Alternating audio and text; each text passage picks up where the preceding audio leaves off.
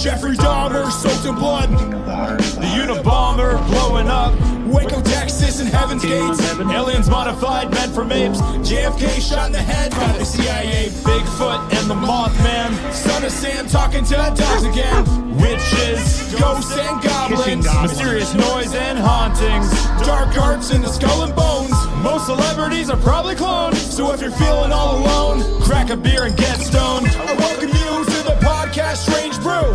We're here to entertain you. We're here to entertain you. It's about to get strange.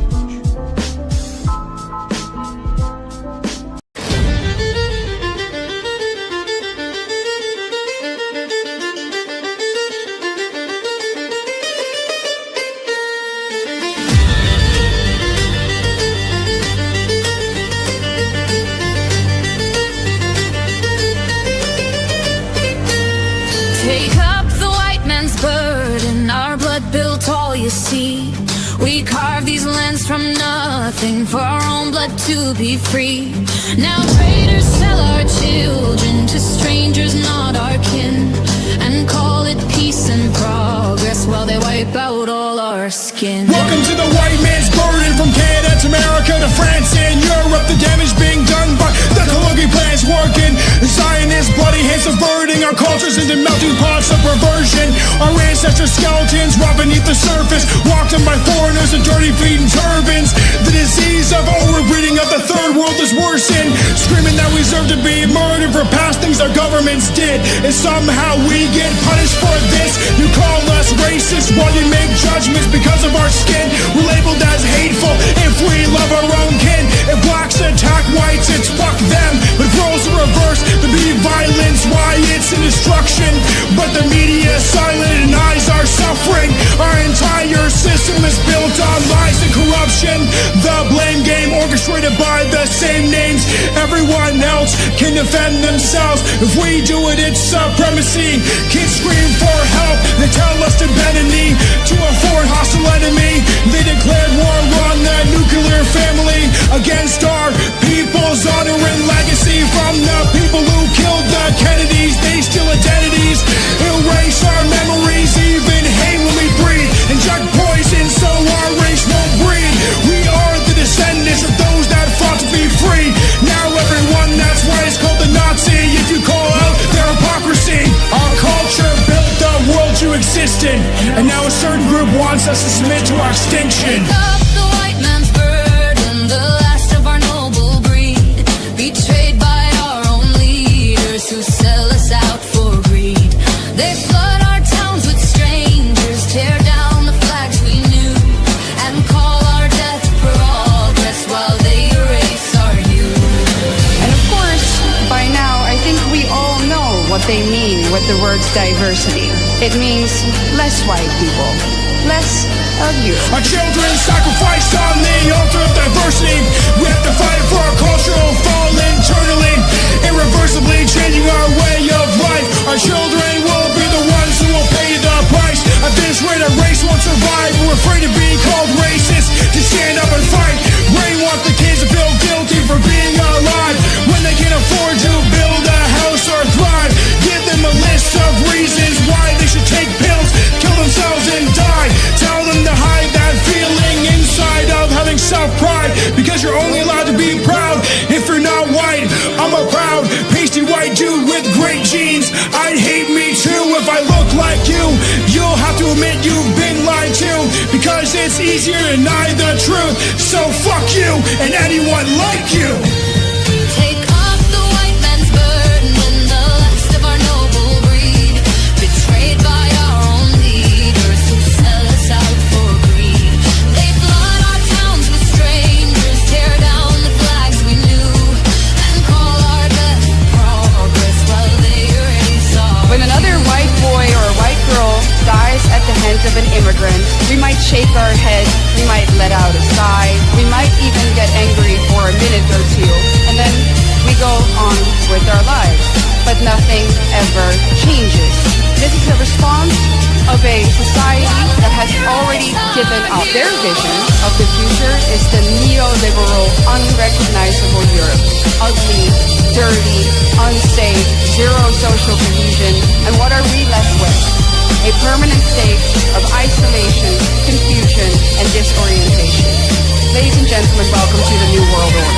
We are the daughters and sons of the greatest nations on earth, and we need to ask ourselves, what has happened to us? Where do we come from? And more importantly, where are we going?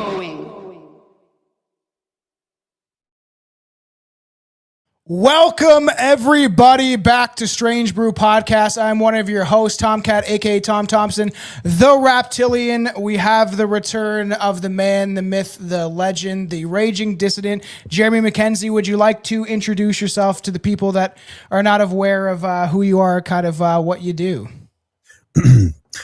No.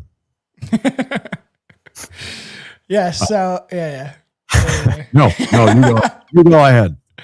Yeah, this is the third time you've been on the show. I kind of wanted to start this off by I met you at Bigot Fest. I actually just wanted to come check it out and see what you guys are all about, and actually kind of meet some of you in person. I met Derek and Rob, and I had a few minutes to be able to talk with you. I wish I could have stayed longer. And I just wanted to kind of start off by saying how ridiculous it was how the media and people like Benign Brith and stuff painted it when it was just a literal campout. And the fact that how they tried to demonize it, where even my mom was like looking at it and stuff like that, all the news articles. And I'm like, it's nothing what they're telling you it is. So I just find it ridiculous that if white people collectivize that, it's like, and of course Derek did the name as a joke and stuff like that. And I know you just kind of you were there to show up, but I just found that ridiculous. Well, we started using that as a joke because that's what they were calling us every day. So we said, okay, we're bigots now. We just used it as a term of endearment. Hello, my bigot. How are you doing, bigot? My bigot, and so on. So Bigot Fest. We don't care. No one does care what the media says. They don't actually have an audience. That's the thing that I find funny, that people still, like, anyone that still gets worked up about anything they say. It's like a high school yearbook editor, writing about you. Like, why do you care? Why does anyone care? No one's listening to them. They have no credibility. If they did, they wouldn't need $20 billion in bailouts every couple of years for going broke, because nobody wants anything that they're selling. The only people that are seeing or taking in anything that they're printing are themselves, their own, orchestras of sycophants, and the people waiting for maid appointments in hospital waiting rooms, or in a connecting flight in the Pearson International Airport, and they're just looking at the screen because they don't want to look anywhere else around them, because that's a little bit worse and more horrifying than what's on the screen. So that's pretty much it. That's the CBC world of people. And so I haven't read anything that they've printed in probably 2 years, to be honest. I just kind of at the time, my brother was just like looking it up, and I'm like, of course they're going to slander it and say all this stuff, because even when I was talking to some of the people there, I just kind of said like how ridiculous it is that they paint it in that regard of like, oh no, like white people getting together. But I referenced the fact that they do have Indians in the streets with swords and spears and bare feet riding on horses. Nothing ever in the media I ever see is ever printed about that, though. Well, and that's another thing people don't understand, is because it's not what it's pretending to be. It's pretending to be unbiased reporting. Their job and their purpose is to just let people know what's happening as a public service, because it's something that takes too much time that the average person just can't do. You can't just go and figure out what's going on. That takes it's going to take all day. So you can't go to work.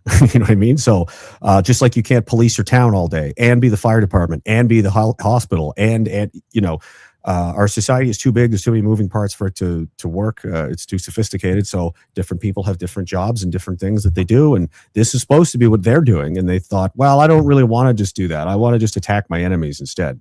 So that's what I'm going to turn it into, is a tool and a weapon for politics. That's what it is. So when you see them not report on migrants and identifiable groups killing people, that's because that's who their team is.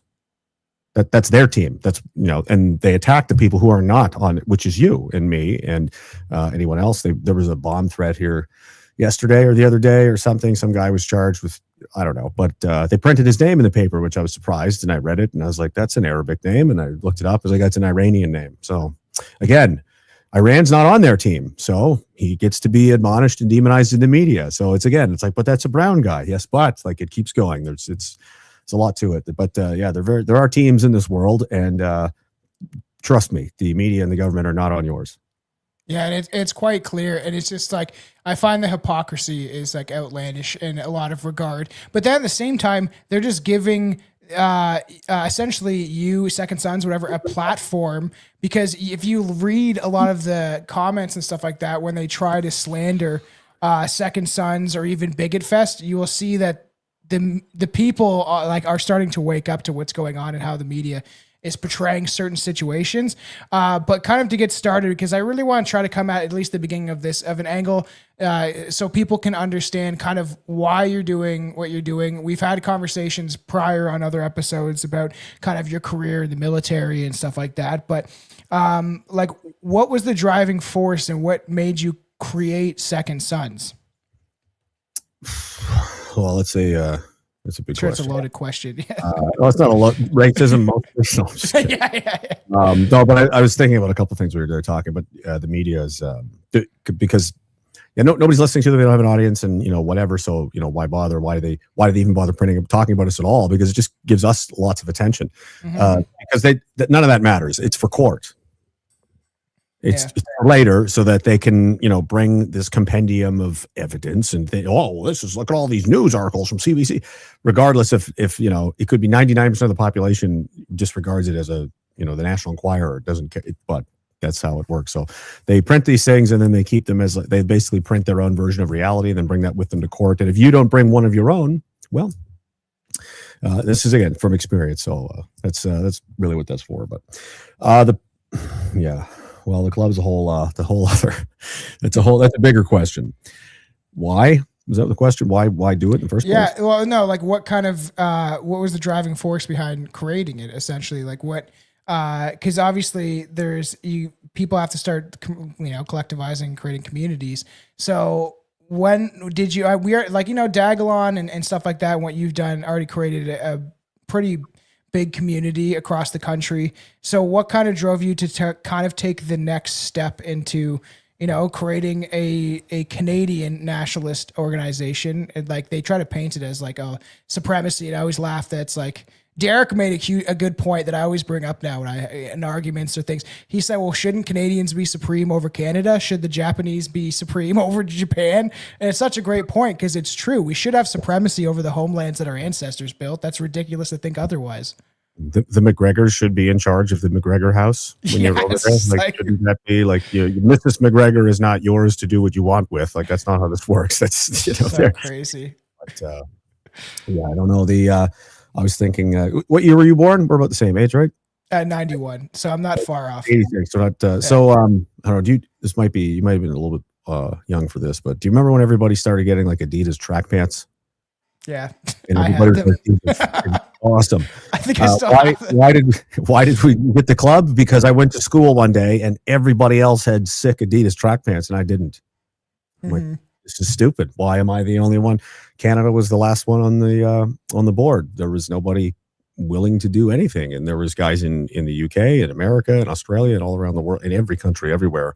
There was at least a vanguard or contingent of guys that were trying to hold it down and at least create a space for their own to collectivize in, because it's just it is what it is. The elections went the way that they went, and everybody's just kind of come to the inevitable conclusion that, well, this is just hopeless as far as that goes. Politics is a done deal. That's not real. So we're going where that takes us, and life is a team sport. So you don't want to be on your own. So at the very least, you should gather up and organize as many like-minded people as you can for, like at a bare minimum, you don't have to do what we're doing, but if people just wanted to just make friends, like a lot of what the convoy did and what, Diagolon and stuff was doing, just make friends and have a network of people that's, maybe connected to another network and so on and so on and so on, that, you trust each other, you spend some time together, to get to know each other, so that in the future, which will be harder than this, which people are already struggling to get buy-in, you'll mitigate a lot of the problems that you might encounter, because they're going to be starting to be bigger problems that take more than one person to solve. Maybe you're going to need help. You're going to need, other people, more resources and so on. So it's just, it's just practicality. It's just looking ahead and thinking strategically. Like, things are not getting cheaper. I've seen people now, just like in the 30s, there was stories about houses and bunkhouses having like 10 guys living in them because they can't afford to live anywhere on their own. That's exactly how it is now. I know multiple people in that situation. You've got 4, 5, 6 guys living in a house together. They all work full time. None of them can afford to live anywhere on their own, and they're all split. Like, that's craziness. That's literally where we are right now. And it's, the political parasites consume everything. Yeah. So, and I've seen what happens when people don't have a network or friend, and there's more to it. Like, that's the whole, like, what the club is and what I think it can do. And in the, like, that's a whole, I could talk about it for 45 minutes. There's a lot to unpack there. It's not as simple as just a networking machine, but, at a bare minimum, people need to have that. But as a nationalist, because I've never been a big politics guy. Me neither. That's why I got you on the show the first time. And I just want to say this, before I knew about Diagolon, or even that you were, I knew that you were kind of like, you went to the convoy or something like that. But when I even first had you on, and I said this to Derek when I met him, I was like, it's so funny because I went on that Chris Lysak fundraiser, didn't know that you and Derek even knew each other, but because I had you on the show, they invited me on, and I like played my Fuck Trudeau song that went viral on like TikTok and shit. And then it was just such a funny thing that I never knew it got connected. And then I had Derek on the show, and then like realized the connection, but I didn't even know about Diagolon stuff. I just heard you speaking over, like, I think it was like TikTok when you were allowed on there, and I've been banned 30 times, like, and had 50,000 people can't they've banned every single one of my video I've put up recently. And I heard you talking, and I was like, wow, this is the first person I heard that actually gets what I understand, is that the political system is just fake and gay. Really, it's a bunch of political parasites left and right. And it's crazy because I still see it online of these people that are bootlickers. That's what I like to call it, because that's what they are. They're licking the state boot. Like, I posted a clip of me and Rob talking from the show we did recently, just about how, like, the conservatives aren't the answer. And you see people react how they just want to, like, hold on to this thing. But then I'm like, if you objectively look at it, they represent the same side. So you were one of the only people that I saw out there, other than a rare few and far in between, especially in America, that understood, like, the political system has been captured a long time ago. Yep. And there's two kinds of people, like, it turns a lot of people off for, some good reason, I think. And it's probably because most of the people fall into one of the two categories of politics is over. Like, there's no point. 95% of those people who are like that and say those things are just cranky and butthurt they didn't get their way. It's not like they have any real argument. They're like, why do you think that? Well, it's rigged, and but there's no real, like, yeah, but why? There's no evidence or anything like that. You have another set of people who are like, yeah, it's over. There's no, like, why? Because your butt hurt. How much time do you have? And they can, sit down, like, let's do a history lesson over the last 60 years. And I'm going to give you many examples, which many of them are directly related to each other, of people, it's not like a 2 + 2 is 4 answer. It's like, why doesn't politics work? It's like, okay, here's my 500-page thesis on, like, that's how big, this is a big top. It's not something you can just, plug a light bulb in, or, turn it, screw it in or out. It's a big deal. There's a lot going on. It didn't happen overnight. It took 100, 200 years to get here. And it's, it's like a history and society and culture. There's so many things tied into it that's also the mistake that I think a lot of people make. A lot of people try to zero in on a specific sliver or a tiny lane of things and say, this is the problem, or it's that, or it's this, but it's, you zoom out and go, these are all everything, all these other things, but they're all infected by the same sort of thing. And at the end of the day, it comes down to it's a spiritual problem. And I don't even mean in a specific religious way, because there's a lot of different interpretations and people's opinions and stuff. And I don't want to, I don't want to be one of those people that's like, that one's wrong, this is, because who knows, I'm not going to super duper commit to it. But throughout all time, that's been the theme. There's somebody doing something horrible and somebody trying to stop them from doing something horrible, and everything else just sort of spawns out of that. Lies and treachery and just awful kind of stuff. It's never like people were fighting over who gets to have the most babies, like, or it's always something crazy. So just defining it to like politics. It's like, it's not just politics though. It's media, it's TV, it's culture, it's music, it's, everything. It's in everywhere. It's in our institutions. It's in education. It's in the medical field. You've got doctors. Yeah. Oh, we have those boys are girls and girls are boys, and you can just cut their parts off and stitch them on each other, and they're like Lego. Really, you can just take them apart and put them. That's great. Like, what happened to that person? Because that's not a politics person. No, that's a medical person. So why are they? Because it's been infected. Like, they've been corrupted by this thing. Yeah, it's a spiritual battle. Yeah. And it's like internal. It's like a mode of thinking. It's like a radio station you can kind of lean into. And I noticed this over the years, because originally it was, when I first started to really, dig my teeth into this, there was a lot of still, the libtards, and it's like their whole thing was, we're all about love and tolerance and blah, blah, but that was just something they thought sounded superior. So they used that to, insult people a lot.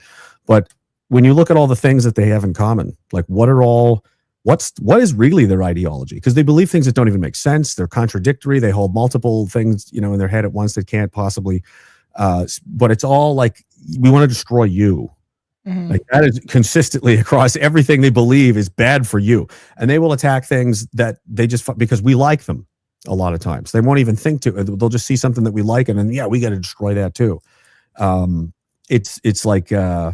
It's an energy that seeks to just destroy life and nature, and almost as if it can reach into the cell or down to the particle level of everything. And if it's positive, turn it negative.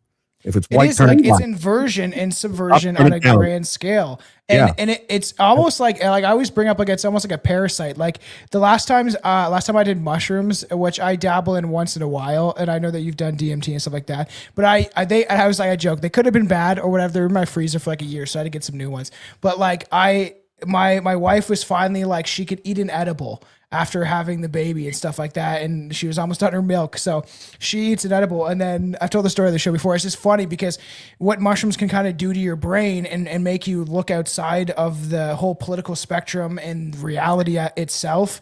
And I felt this before, is like this parasitic force is consuming the world, and I feel like I could feel it, and I felt it on mushrooms before, but like it made me think of like, okay, this is why they want mass immigration, this is why they want 15-minute cities, this is why they're building these condo apartments where they can shove in like so many people into one area. It's because this thing just wants to constantly feed on humanity. And it was like, my wife's like, I just want to eat my edible and have a good time. And I'm like, there's a parasitic force consuming that, like, literally going Alex Jones on her. And then finally, it's funny how much then I came out of that thought process. But it was like a spooky scare. I literally made a whole video about it to kind of articulate what I went through. And it is something that like is like parasitic and like possessing people, like the spirit of like death and almost like inversion. Yeah. That's exactly what it is. As above, so below, or something. I don't know what that made. I'm just throwing that out there. But it's like everything's got to be the opposite. Like, health and beauty is bad. We want statues of big, fat, ugly people. I saw one. It was like a Greek statue of like some just like, rocket ship of a woman. And then it's got the black chick in sweatpants, like with the hair up, like, and all around they're putting up the statues. That's a statue somewhere. And it's like, and the buildings, George the architecture, everything's become Soviet brutalism, like blocks, no colors, just, robot.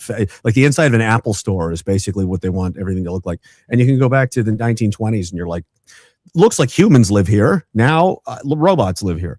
There's literally less colors in the world now, across like production and products and all these things. Like they've done studies that like the range of color is shrinking. It's becoming duller. And I've heard that. Yeah. They're using, you don't see neon colors all the time like you used to in the 80s, but like even the reds are darker. Everything is becoming darker.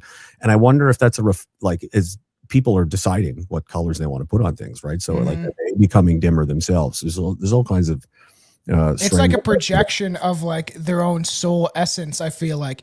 And I'm really excited to hear the episode where you go on Jake Shields. There's only a couple podcasts I keep up with, and Jake's is one of them. Like, I don't have time. I'm doing my own show and stuff like that, but your show and his show is mostly maybe the Hodge twins once in a while. And he has some some really interesting guests on and stuff like that of all kind of spectrums of the political and like esoteric stuff too.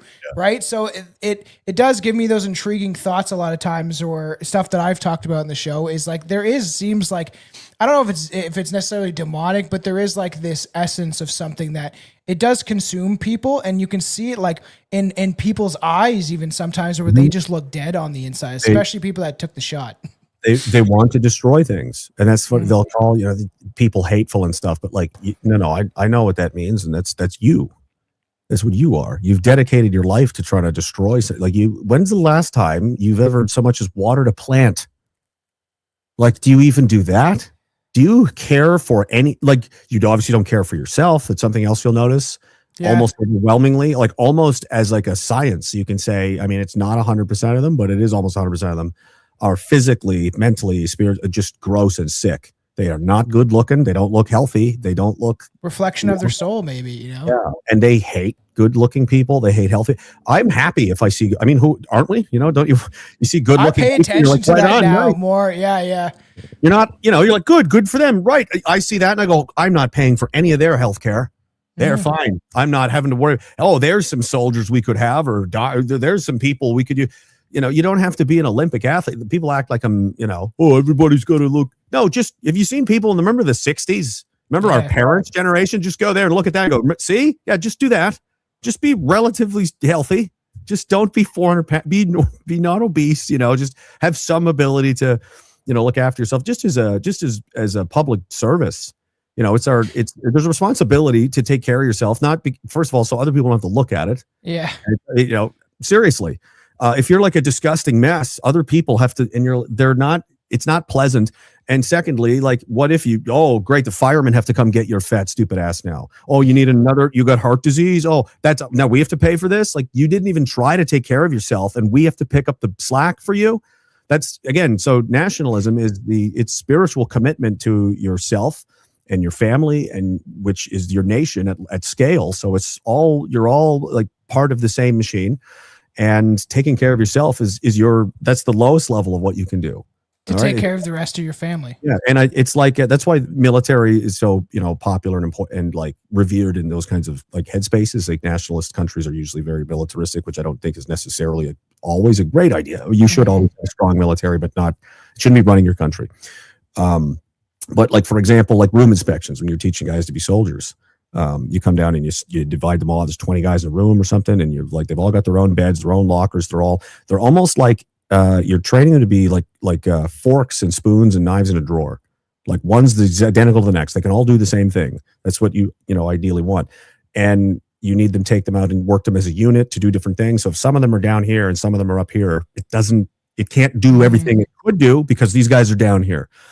So if everybody does up to the standard, like, well, we're at full power now. Now we can do the best, the most, like, we're going to, we have the best chance to succeed. We can all do that.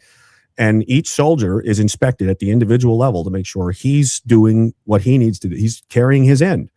We can't, otherwise you end up with this, like, this graph. You ever see this cartoon where there's like it'll say like communism, democracy, or something, different government systems. It'll be a big wagon and it'll be like 100 people just sitting on it, eating chips, and like 3 guys pulling it. Like, that's where you'll end up. Well, that's what our nation is essentially. We are like a host to a parasite, whether it be the politicians that are parasitically leeching off of our money. And that's something that always bothers me. And I'm like, I try to drill it in people's heads that, like, the conservatives aren't looking out for you, the liberals aren't looking out for you, the NDP is not looking out for you. It's all it's slop and stuff like that, and they're just trying to convince you and tell you what you want to hear so they can enrich themselves. But it's like, we, as a nation, Canada, the Western world really is essentially like a host to like a mass parasite, because like when I started doing research for the show and pushing back on certain collective ideas and ideologies that they push out there, like colonialism is bad. So I started researching the benefits of what became because of colonialism. Like, you're driving a car because of it. You're watching this because of it. All the technology that was innovated from it. And then I looked into how much money we have given to Africa and India alone. And then their populations were both declining.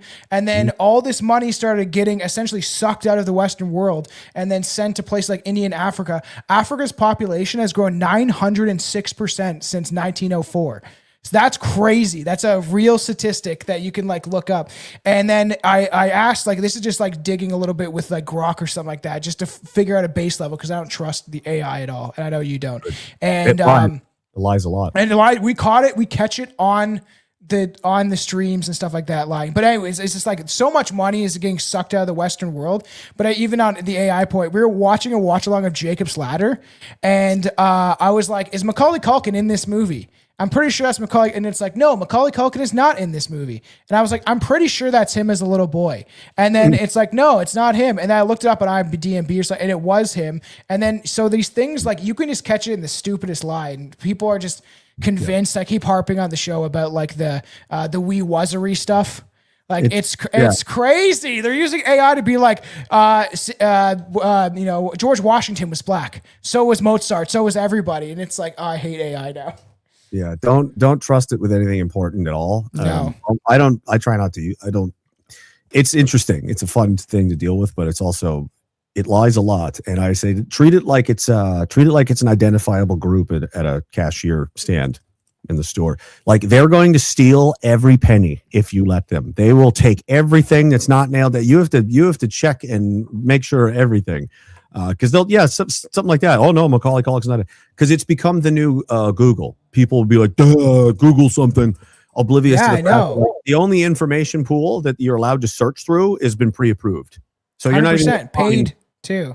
You know, it's like, oh, let's go see what's in the library. It's like, well, I've already taken the books I don't want in the library and burned them, and then said, yes, now you can go look. Like, that's Google. Now we've gone to an even step further. Grok, is this true? Think for me. I didn't want to read anymore. Someone else just tell me what I can copy paste and if they don't know any better, that's it. So like we're close to full idiocracy. A guy did a Grok thing when I was like, I posted a clip about like chemtrails or something like that, and he's like, dude, chemtrails, because I was like, they've patented this technology, it's called like geoengineering and stuff, and the guy's like, is chemtrails? It's like, well, and then Grok gives this excuse and stuff about the patent or whatever, and now this is like it is like idiocracy where no one can think for themselves. They're just letting a computer do it for them that's been pre-programmed. And my buddy from Ireland, that's my co-host, we've done this on the show. We did like, can you have black pride? And it's like, yes. Can you have like Indian pride? He'll say, it's like, can you have white pride? And it's like, no. And now they're trying to make that illegal in Canada, which is fucking crazy. But like, it's so funny that even I saw like a meme and it's a chick being like, AI radicalized me, because then it shows like you can't be proud. Oh, it's like, can you just, if you want to have only black friends or black kids, is that fine? It's like, yes. And then they ask the same question of white, and they're like, no, that's white supremacy. It's like, holy fuck, AI. They're not very, they're not, I mean, we're just going to keep circumventing the rules. You know, there's always a way around. Like, they'll say, you're not allowed to say white pride anymore. Like, okay, how about white enthusiasm? No, not that either. Yeah. How about I'm pretty okay with being white? No, you're not allowed. Eventually, and then they'll go crazy. There will be no positive statements about being white whatsoever. And like, the ADL has a hate symbol of like, it's okay to be white, and white lives matter, which is like crazy. And the point of this is to prove to people, because it goes over a lot of people's heads. It's like, I can't believe that they say that. Like that. The point is, it doesn't matter what you say. You can say the most harmless thing in the world. It's because it's you. Mm-hmm. You said it. It's not about what you said. That's all just an excuse. They hate you. Their God hates you, and it wants them to kill you, and that's what they're trying to do. And we're talking about something earlier that reminded me of how just how spooky this all Africa and all the people there, right? Yeah. Because now they're all pouring into Europe and across the world, and over straining our infrastructure and systems and welfare, and we gotta. Where they come from? Well, we grew them. We paid for all of them. We invested in these countries just to feed them and make tons of people, which we did. And now they're farmed and they're grown up and it's harvest time. And thanks, Mr. Beast. Now they're all being sent to, this was literally what they were, go look into where the money came, who are these organizations that we need money and we need to grow 100 million Nigeria. There's more people born in Nigeria, like every year or something than exists. And like some of the population statistics out of Africa are insane. But it's, again, we just needed all these people. But while they gaslit us not to have kids, they literally used all this propaganda and kids show in the Western world being like, we're overpopulated. Yeah. Well, eventually Africa grows 906%. When you take all of these things, and it can go on and on, there's all these different, yes, but, or either, or hypocritical things, again, contradictory things that don't make sense. Like if you want less people, but why these people? But it's okay for them, but why can't we?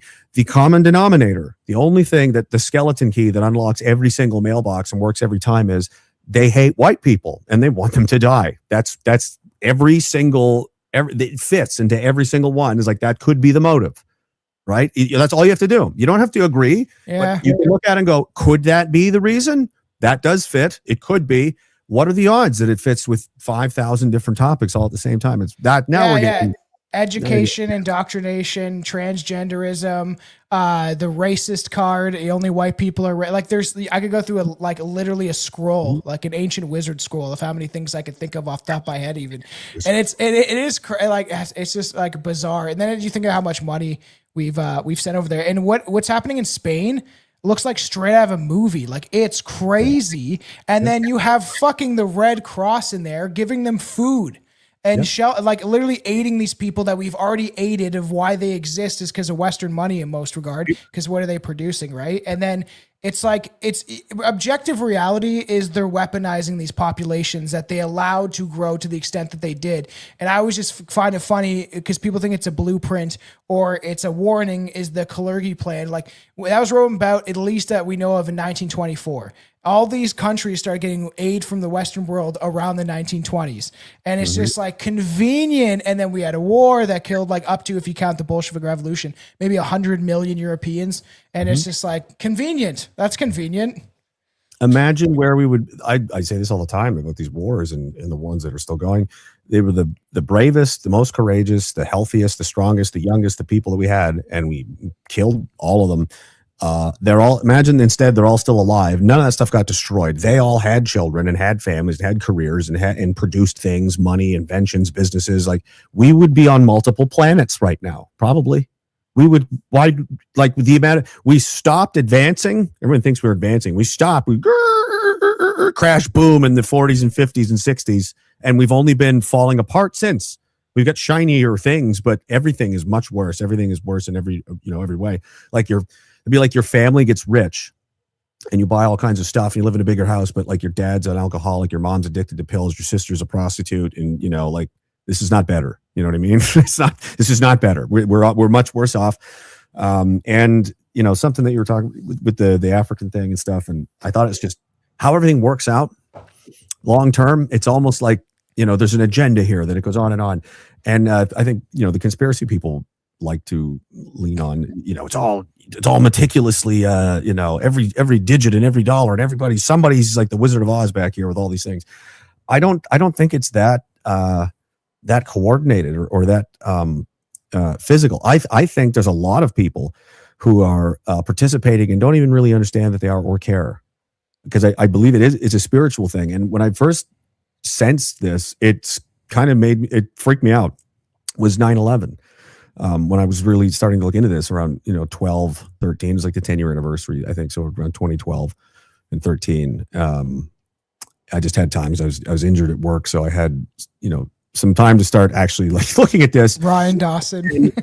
Yeah, and it's like, obviously there are coordinated plots and there's things going on, but there's so much happening that needed to happen that went wrong, that it's almost like there's a supernatural force of evil at work. Like how are all of these things coalescing into this horrible situation over and over, which is it's got follow-on objectives and seems to just never stop. It's relentless.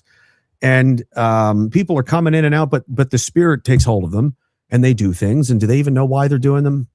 But it does. It knows exactly what it's doing, and it's using people to get there. So it's like, ignore the people, just look at the pattern, look at the energy and the spirit of itself and what it's doing. Because the amount of things that happened on 9/11 were like a spooky amount of who managed to pull this off if it wasn't the devil. Like, it has to be. Like, it has, I mean that with all respect, because it's like, that's all of NORAD stood down. That's weird. The entire eastern seaboard of the U.S. interceptor fleet, all of them were gone. They're all on operations in northern Canada and out over the ocean. That just so happened to be like, those guys weren't at work that day. That guy stayed home. All that money just disappeared. All the gold disappeared from the vault. That building just fell down and all this. And it's just like, dude, like I've worked in the government. I've worked at like special operations units. Like there's something more going on here than just bad guys. Like they're obviously pretty bad, and it's a very big organization. There's a lot of people involved. But I mean, my God, some of these things. And then you start to see, Bohemian Grove was a thing still back then. And there was whispering and rumoring about what was happening with Epstein and these people. Like he was already a known, I think he was first arrested in 2015 or 16 or.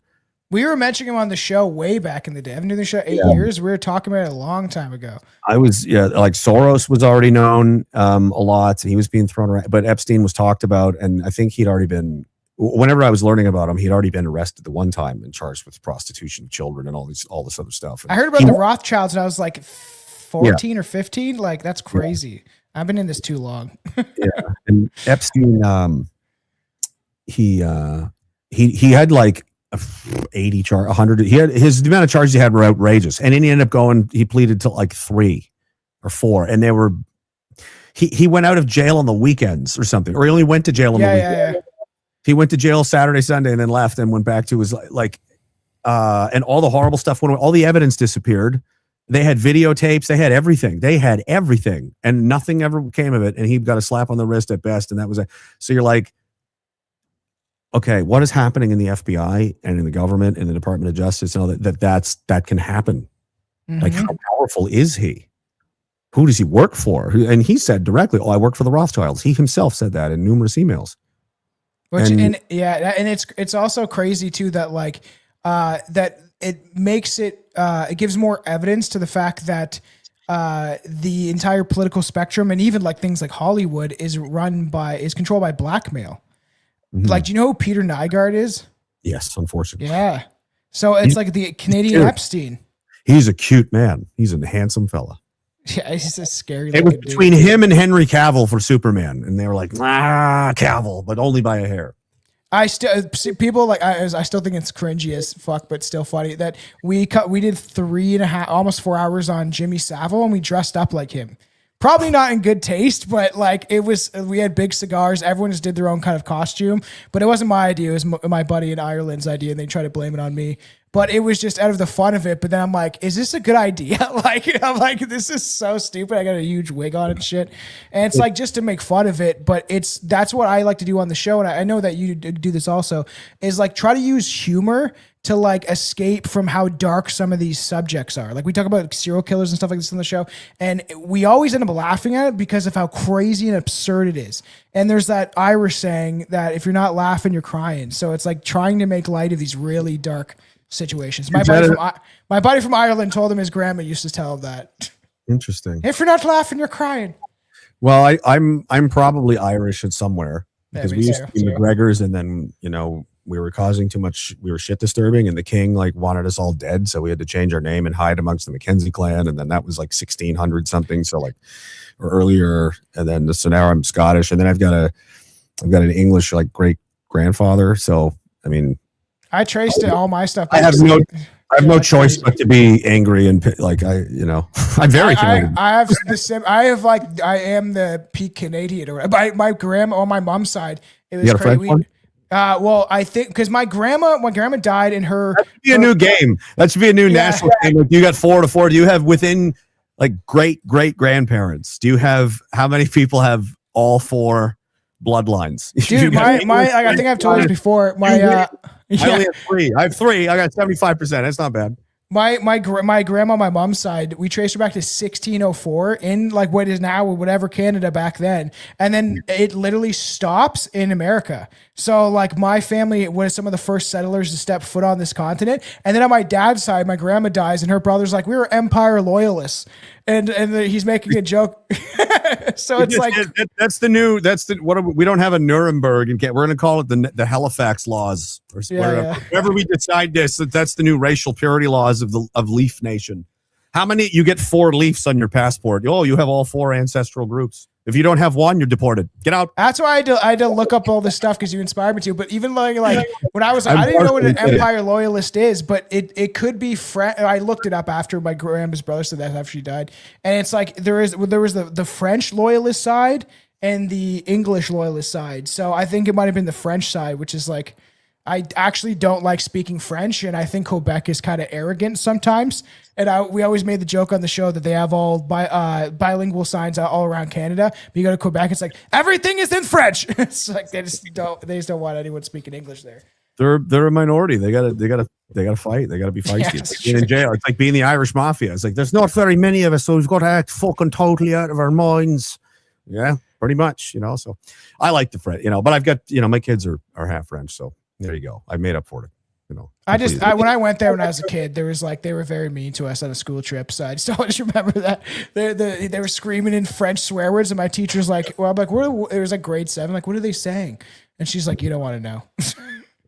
Well, I mean, what do they get taught? Who raised it? What because they don't teach us to hate them. No. Arcadia, man, they were here first. Well, that's speaking of my kids are half French, they're half Acadian French. Their mother is my co-host girlfriend is they're in New Brunswick, and she's like full blood. And people are like, "Oh, this or that won't happen," and I'm like, "You know what flag this is?"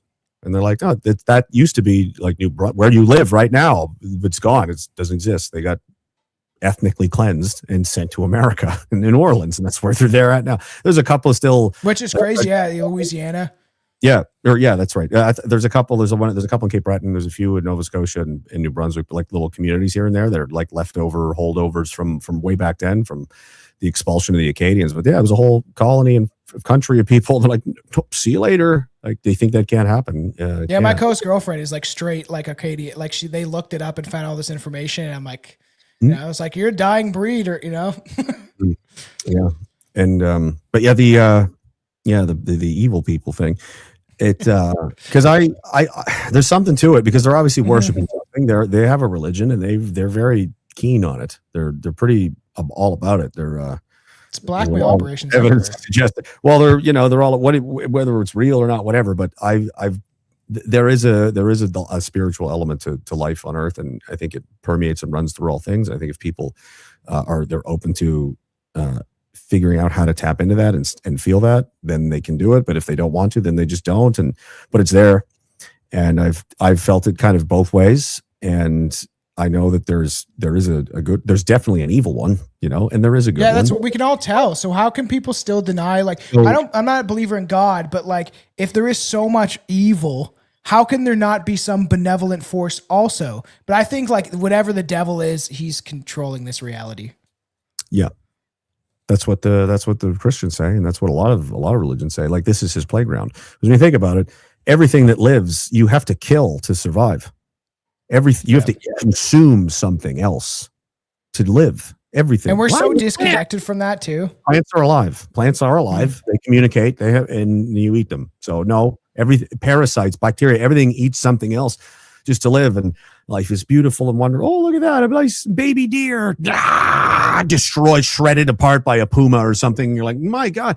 It's also horrible and very cruel and ruthless and unfair. Like, it's kind of a hellish place and can resemble it oftentimes. Like, Ukraine probably doesn't look very awesome right now. A lot of parts of that might look like some parts of hell. We're so disconnected from where our food comes from too, which most people I just go to the grocery store and I can just pick up a steak. You don't know who had to kill that, or actually like maybe traumatize that animal, because the farming factory is fucked. And so all that and they say you could be eating that trauma. All that trauma that gets put into the animals supposedly, and then we eat that shit. And a lot of people don't think about that stuff. But also Ukraine is a white genocide for sure. But like, it is. There's a whole other thing to that. Yeah, there's a reason to do it there. Well, and then do you think there's any connection to the Khazarian mafia? How like that was their stronghold there? Because it was. I mean, I'd heard all these things over the years, like everybody else. So then when Ukraine kicked off, I went. And they're going there now. And then I'm like, what? And then, villages are getting destroyed. And I'm like, about to look away. And then all of a sudden, huge hordes of identifiable groups from Israel start moving in and taking over entire cities and just moving in and kicking out all the residents. And it's like, the fact that people are denying this stuff at this point, and then you have obviously like conservative grifters out there talking shit, and it's so funny because they're so disconnected from what they're actually saying. They're just following the script the same as everybody else, and there's no critical thinking, or they know. I just feel like a lot of these people, they're spiritually corrupt, so they know what they're doing is wrong, so they keep trying to hide that they're actually bad masquerading as somebody good, and they can always use compassion as a tool to like kill, right? It's compassionate that we have to put people in the maid chamber, and without their consent. I think what they do, because I've not always been a great guy. I've kind of been a piece of shit especially when I was younger, like a teenager, and in your early 20s, you're not, so, nobody's perfect, but there is certainly a kind of a pull there. Like at first, especially early on, if you do something, you're like, probably isn't, you shouldn't, like, hey, should we go do cocaine? No, obviously not. That's not the right, but people do it, right? I've done it. People do things, but there's a part of you that's like, knows this is not a good idea. Like just for many reasons. It doesn't mean it could be a terrible idea. It could be a lot of things, but there's a internal thing there. But once you, go there a little bit, you frequent that part of town a little bit more and more. Because there's parts of it that you like.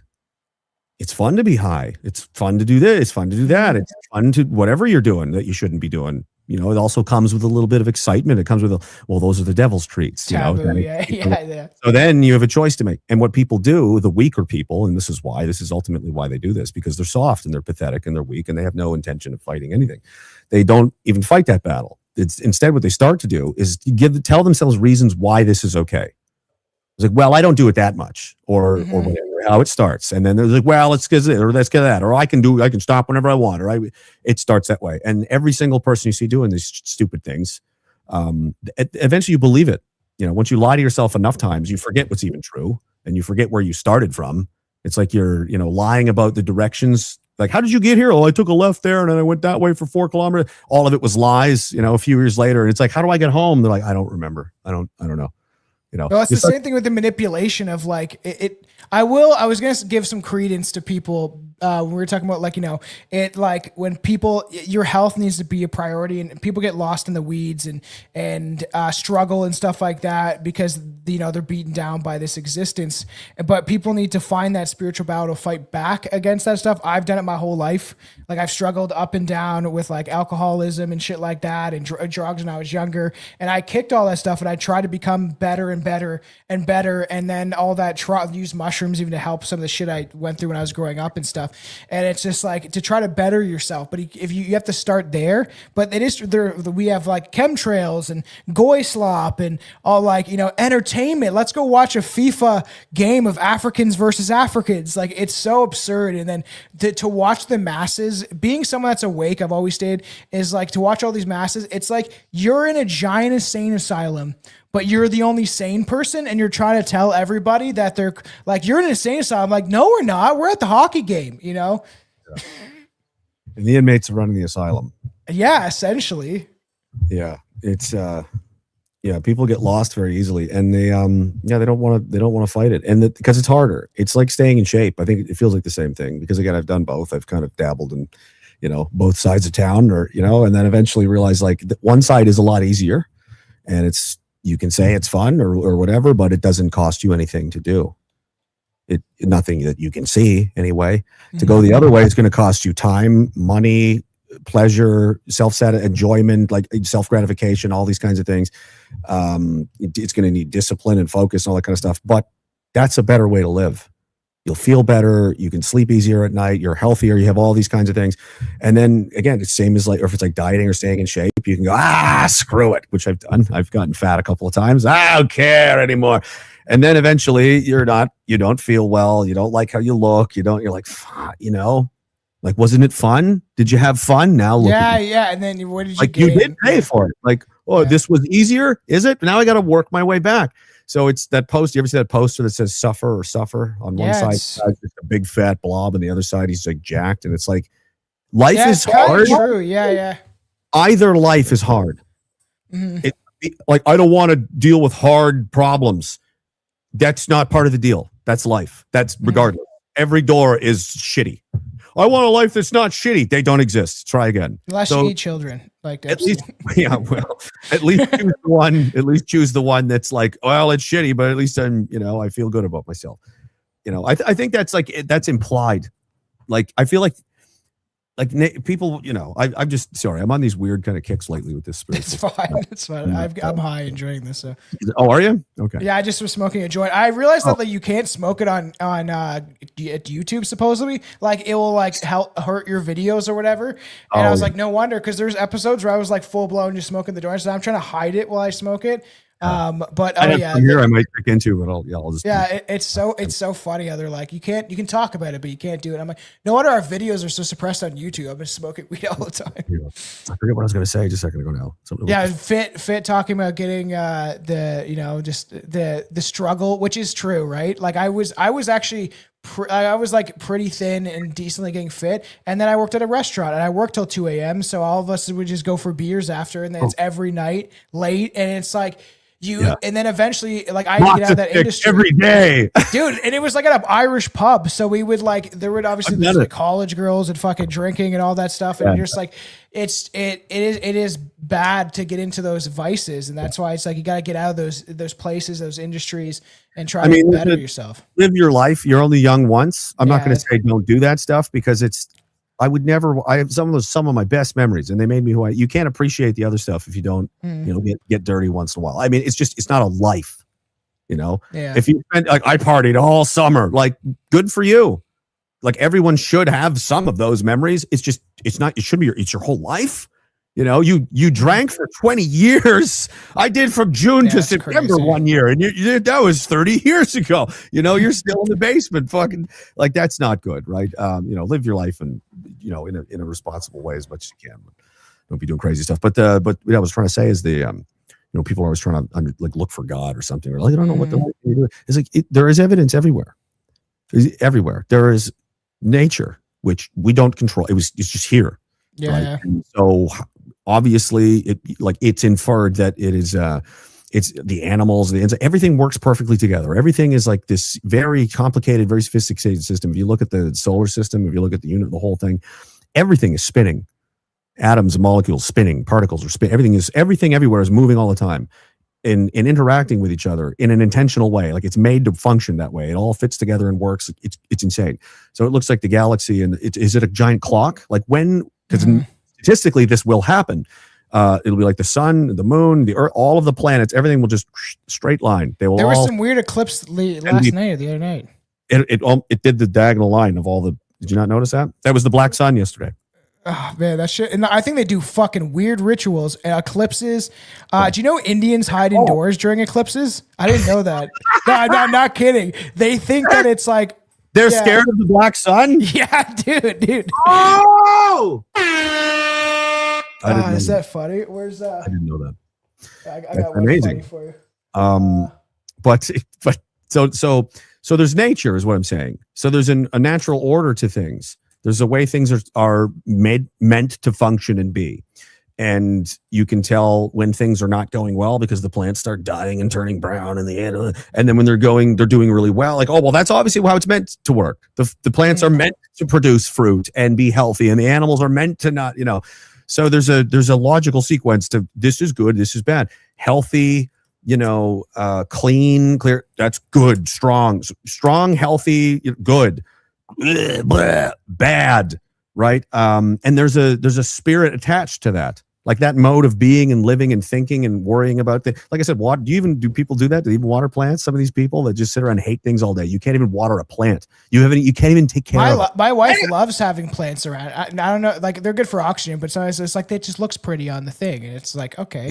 Yeah. We had a garden, but it's like with the baby, we can keep up with it and shit. But part of that of like connecting. I want chickens because then I want to like raise my kids to be like, you have to take care of this thing, right? And it's like it's part of it. I do you like Daryl Cooper, the historian?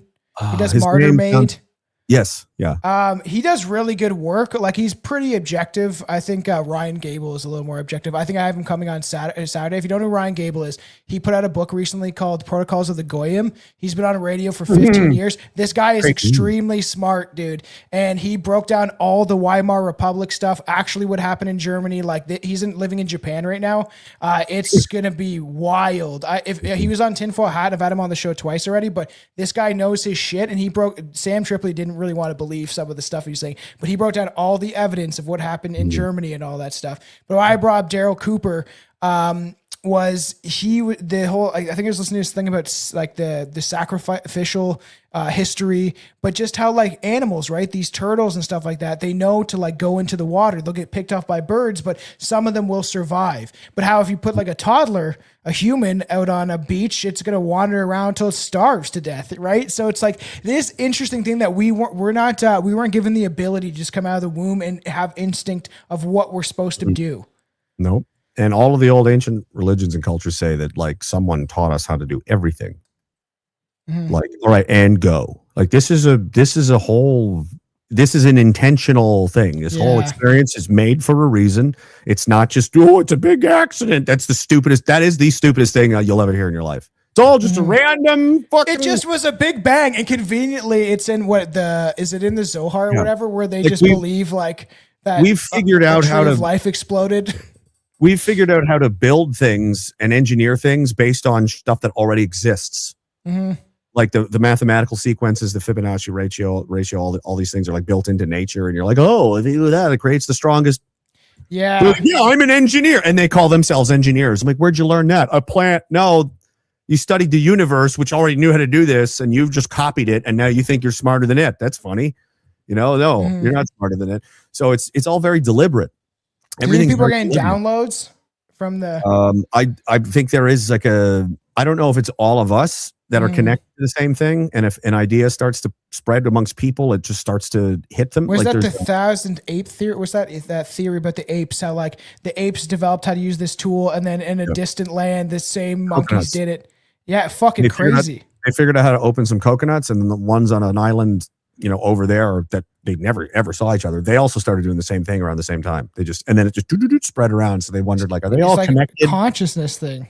Yeah. So there's that possibility. I think my theory recently, and it made some people mad, but I think Indians have a hive mind because they all repeat the same thing over and over again. They have the exact same talking points.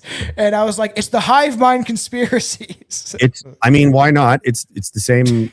What if, if it's a thing, if there's a collective consciousness, is it separated by race and genetics, or literally your genetic code? But is it blood, right? Because like the blood that runs through your veins in the DNA clusters is different with Europeans than it is even Jewish people, than it is even Indians or Africans. So is that genetic cluster makeup of like all that lineage passed down for generations connecting certain race? That's what it's an interesting question, because once you start to acknowledge this stuff and how it's like just seems like this kind of in-group preference tribalistically, and people want to deny this reality, but then every other race of group does it, but we're told we can't do it. But it's just they do.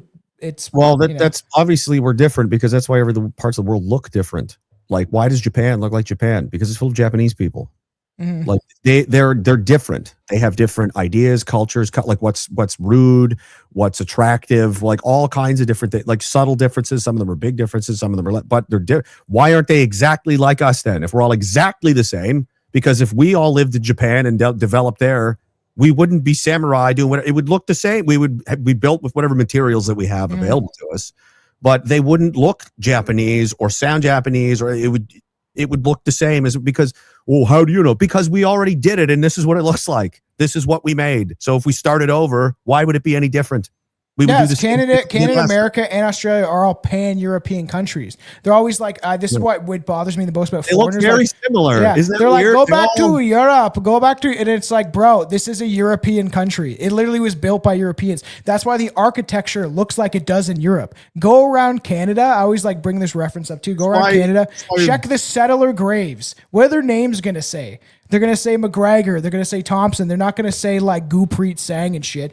And it's like, it's crazy because it's a reflection of the people that inhabit those countries. When I was younger, I used to thought like, oh, it's the corporations and they're just stealing money from the third world, like a Moral Technique song might say, and say, oh, it's just because of all these oligarchs that are consuming some of those energy sources, which might be true to some extent. But like if you go and you transport these people into a first world, they just don't become like how Europeans think and act.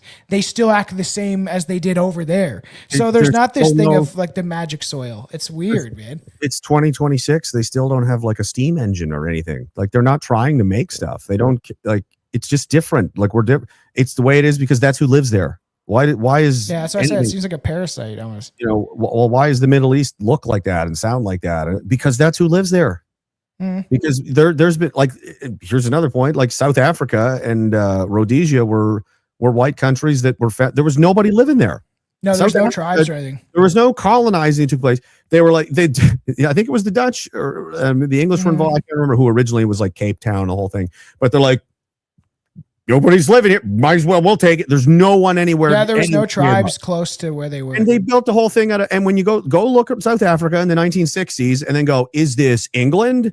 Is it France? Is it Canada? Is it without looking at the terrain, like the buildings, the people, the cars? Like it's just European somewhere. Yeah, put on a blindfold and take a person from take a Japanese person, put them in a blindfold and time travel, portal them to like, Canada in the 1960s or Britain or Ireland. All these places are going to look similar. The architecture might look slightly different in Ireland or whatever, but it's still going to look European. That's why it's crazy how they try to deny this fact. Why do the Chinese have weird roofs? It's because they like them that way. Yeah. And the other thing, I like to compare things to like things that exist in life or other human concepts that we can understand. So like music, right? There are different genres of music, aren't there? So there's, let's say hip hop music, rap music, Eastern African, and then you've got classical music, but like the songs are different and there's different like different bands, different artists, different, things. Those are the cultural differences between Europeans. Like what France, Spain, England, like they're different. Oh yeah. They're different. Like different artists in the same genre of music are different, right? It's like, oh, it's all classical music, and then in comes 50 Cent. And you're like, see, this is why I think it's weird because I've been called out. I've been like, people try to call me out the fact that I'm a white guy doing like my newest album's called The White Man's Burden. So I'm like, no one else is going to do this. I have the writing skills and the ability. I'm going to do it. And it's done very well. My song No White Guilt is doing the Raptillion or whatever. But like, I had the Frojax Bros on too recently, and they did that like white ass nigga going hard as fuck, that stupid song, but they played all their clips. I don't like Nick Fuentes at all. But like, so I was like, okay, I'm going to do this. And then I saw people get harped on, and I started researching. I was like, thinking about it. I was like, who created poetry? Oh, like the Greeks and stuff like that. Who invented the instruments and the technology, like turntables that Africans use to make hip hop, right? And then you also have flighting, which is like a Slavic tradition and they did this during Krampusnacht too, where they would do rap battles. They would literally do rap battles. That's why it's called flighting. And that was in Slavic countries. But even in Krampusnacht during Christmas, they would go around and you'd go up to your neighbor's house, knock on the door, and then you'd rhyme insults at each other. And then you'd just come in for a beer, like it's like crazy.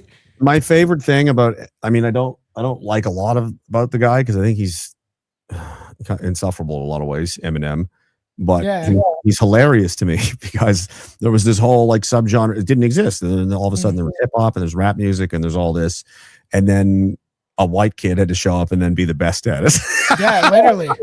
I liked his old stuff. I don't like his new stuff. We had a guy on that is convinced that he's cloned, and he goes through like the steps of when he was cloned and stuff like that. But it is funny that is huge in like black conspiracy world. I've noticed, and I cloned Chiron. They had a whole movie. I didn't watch the movie because it looked like garbage, but they had a whole movie about it. They were claiming Avril Lavigne was cloned, and I said, "What the fuck did you say about her? Like how dare you?" She looks different, dude. So this guy is compelling evidence. He literally brings up there's this researcher from like the 90s, and he brings up this. I can't remember. It's like a researcher. It's an old clip, and he claims that like they were working on this technology. And when I brought on the show before, I was like, remember when they were like, I think it was North Korea. Oh, North Korea is cloning a sheep in like the 80s or whatever. And they said that, I remember this being on like maybe it's the early 90s on television or whatever, or people talking about it.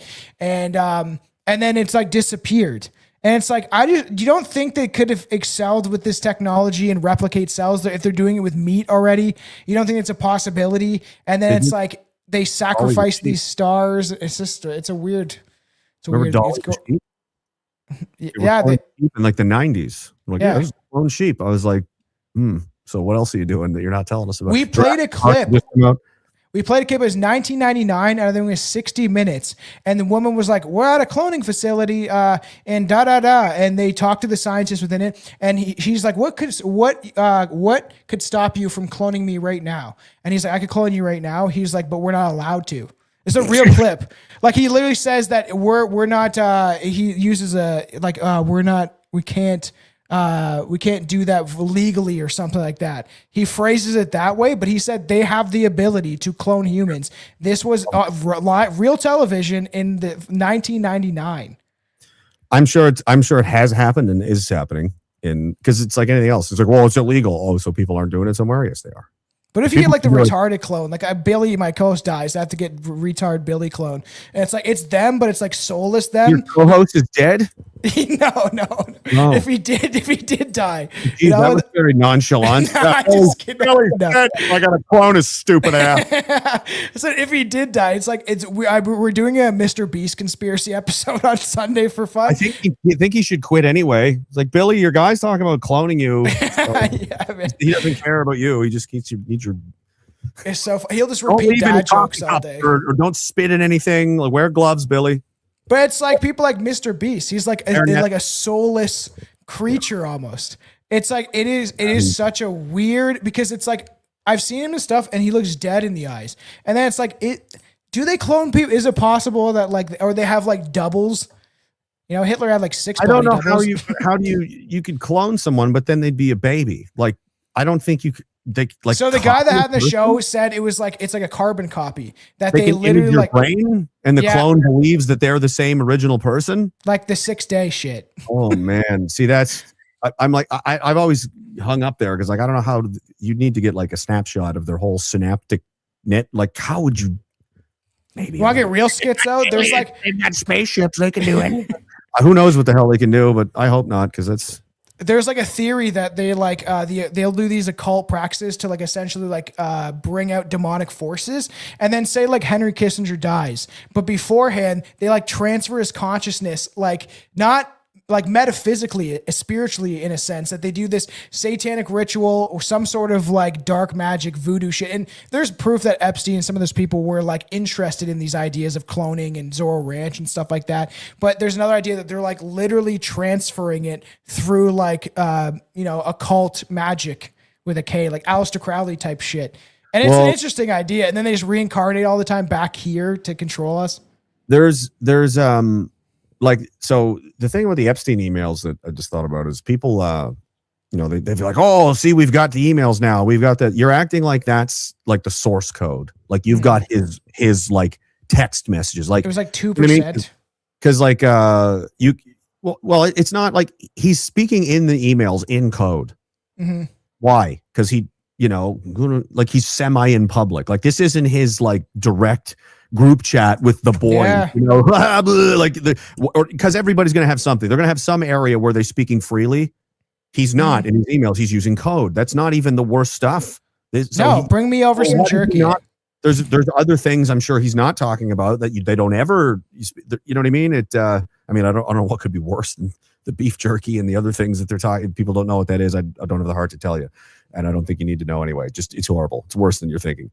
But there probably is other things they're not discussing, because why use a code at all because they're aware that this is not a safe, it's not a safe way to communicate. So they're using a code rather than just saying it. Why wouldn't you just, and people seem disconnected from like trying to understand that these people are not like you. Like it is true that they'll look at somebody like Oprah Winfrey and they're like, she's such a nice black lady. She gives people free cars. No, I nailed her. So this is when I knew I had some weird, I don't know why I'm a little bit autistic. I don't want. I was telling Mac you're good at a walk-in before Mac disappeared. And he's like, he does impressions like that. I was like, oh yeah. I hope that guy, I hope he's okay. I don't know whatever happened. I miss him, man.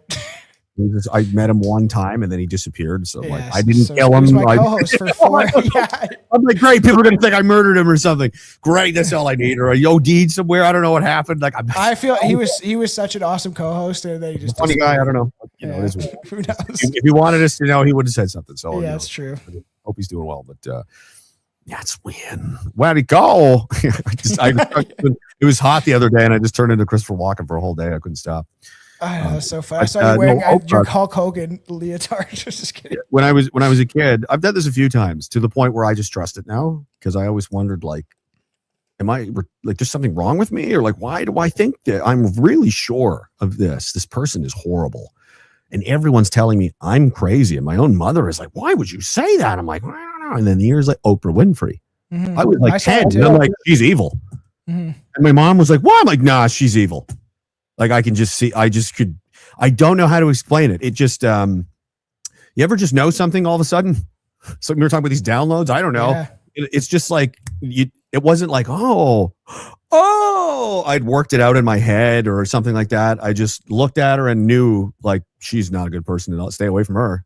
And it was, I don't know, it was weird. It was like I could sense There's theories that she had connections to like Joel Ranch and Epstein and feeding stuff. people to Harvey Weinstein. Here's some more, feeding them girls. She was horrible. She was doing horrible stuff. But it was this. I could just tell she was insincere. She's like, "Oh, here, have some stuff, peasant. Here, have some money, idiot, poor person." Like it was all very, I don't know, the way she talked to people. It was, I don't know. At the beginning, she's weirdly covered some pretty like bizarre stuff. Like there's that family, and they were conveniently of that tribe, and they were like doing like satanic rituals, and they showcased this on Oprah Winfrey that they were like harvesting babies, some crazy shit. And it's like she's like, "I'm part of a Jewish family," and it was like, and this is like in the 90s. There's clips of this shit, and it's just funny what they would platform, so to speak, with some of these like the satanic panic stuff. And part of me thinks that it's the idea of making it sound so absurd. It's just a satanic panic to ignore the fact that there is this stuff going on. So everyone's like, "Oh, it was just people freaking out that the devil was in everything." And it was just rock music. Kiss was just, and Gene Simmons was just shaking his, I fucking hate Kiss. But anyways, you get my point that it's just ridiculous, right? It's just like try to paint everything as like it's ridiculous, but it's not. There's something going on that's nefarious. That's the move. That's the whole move. It's like fighting. It's a block. So you can't get out. It's one of these. So what they've done is you're trying to go, "Are you killing people in a cult?" And then the conversation is now, "No, is it or not? Is it ridiculous or is it not ridiculous?" And this goes on. This goes on for years, and like the actual problem has gotten away with the money, and no one ever remembered. Like the fact that like I still want to cover Bohemian Grove again. The Charlie Kirk thing is really driving me crazy. Everybody's freaking out about that still, and it's like we did this with 9/11, do it with everything. They get caught down in the who and there. There's like, why? Who did it? Why'd they do it?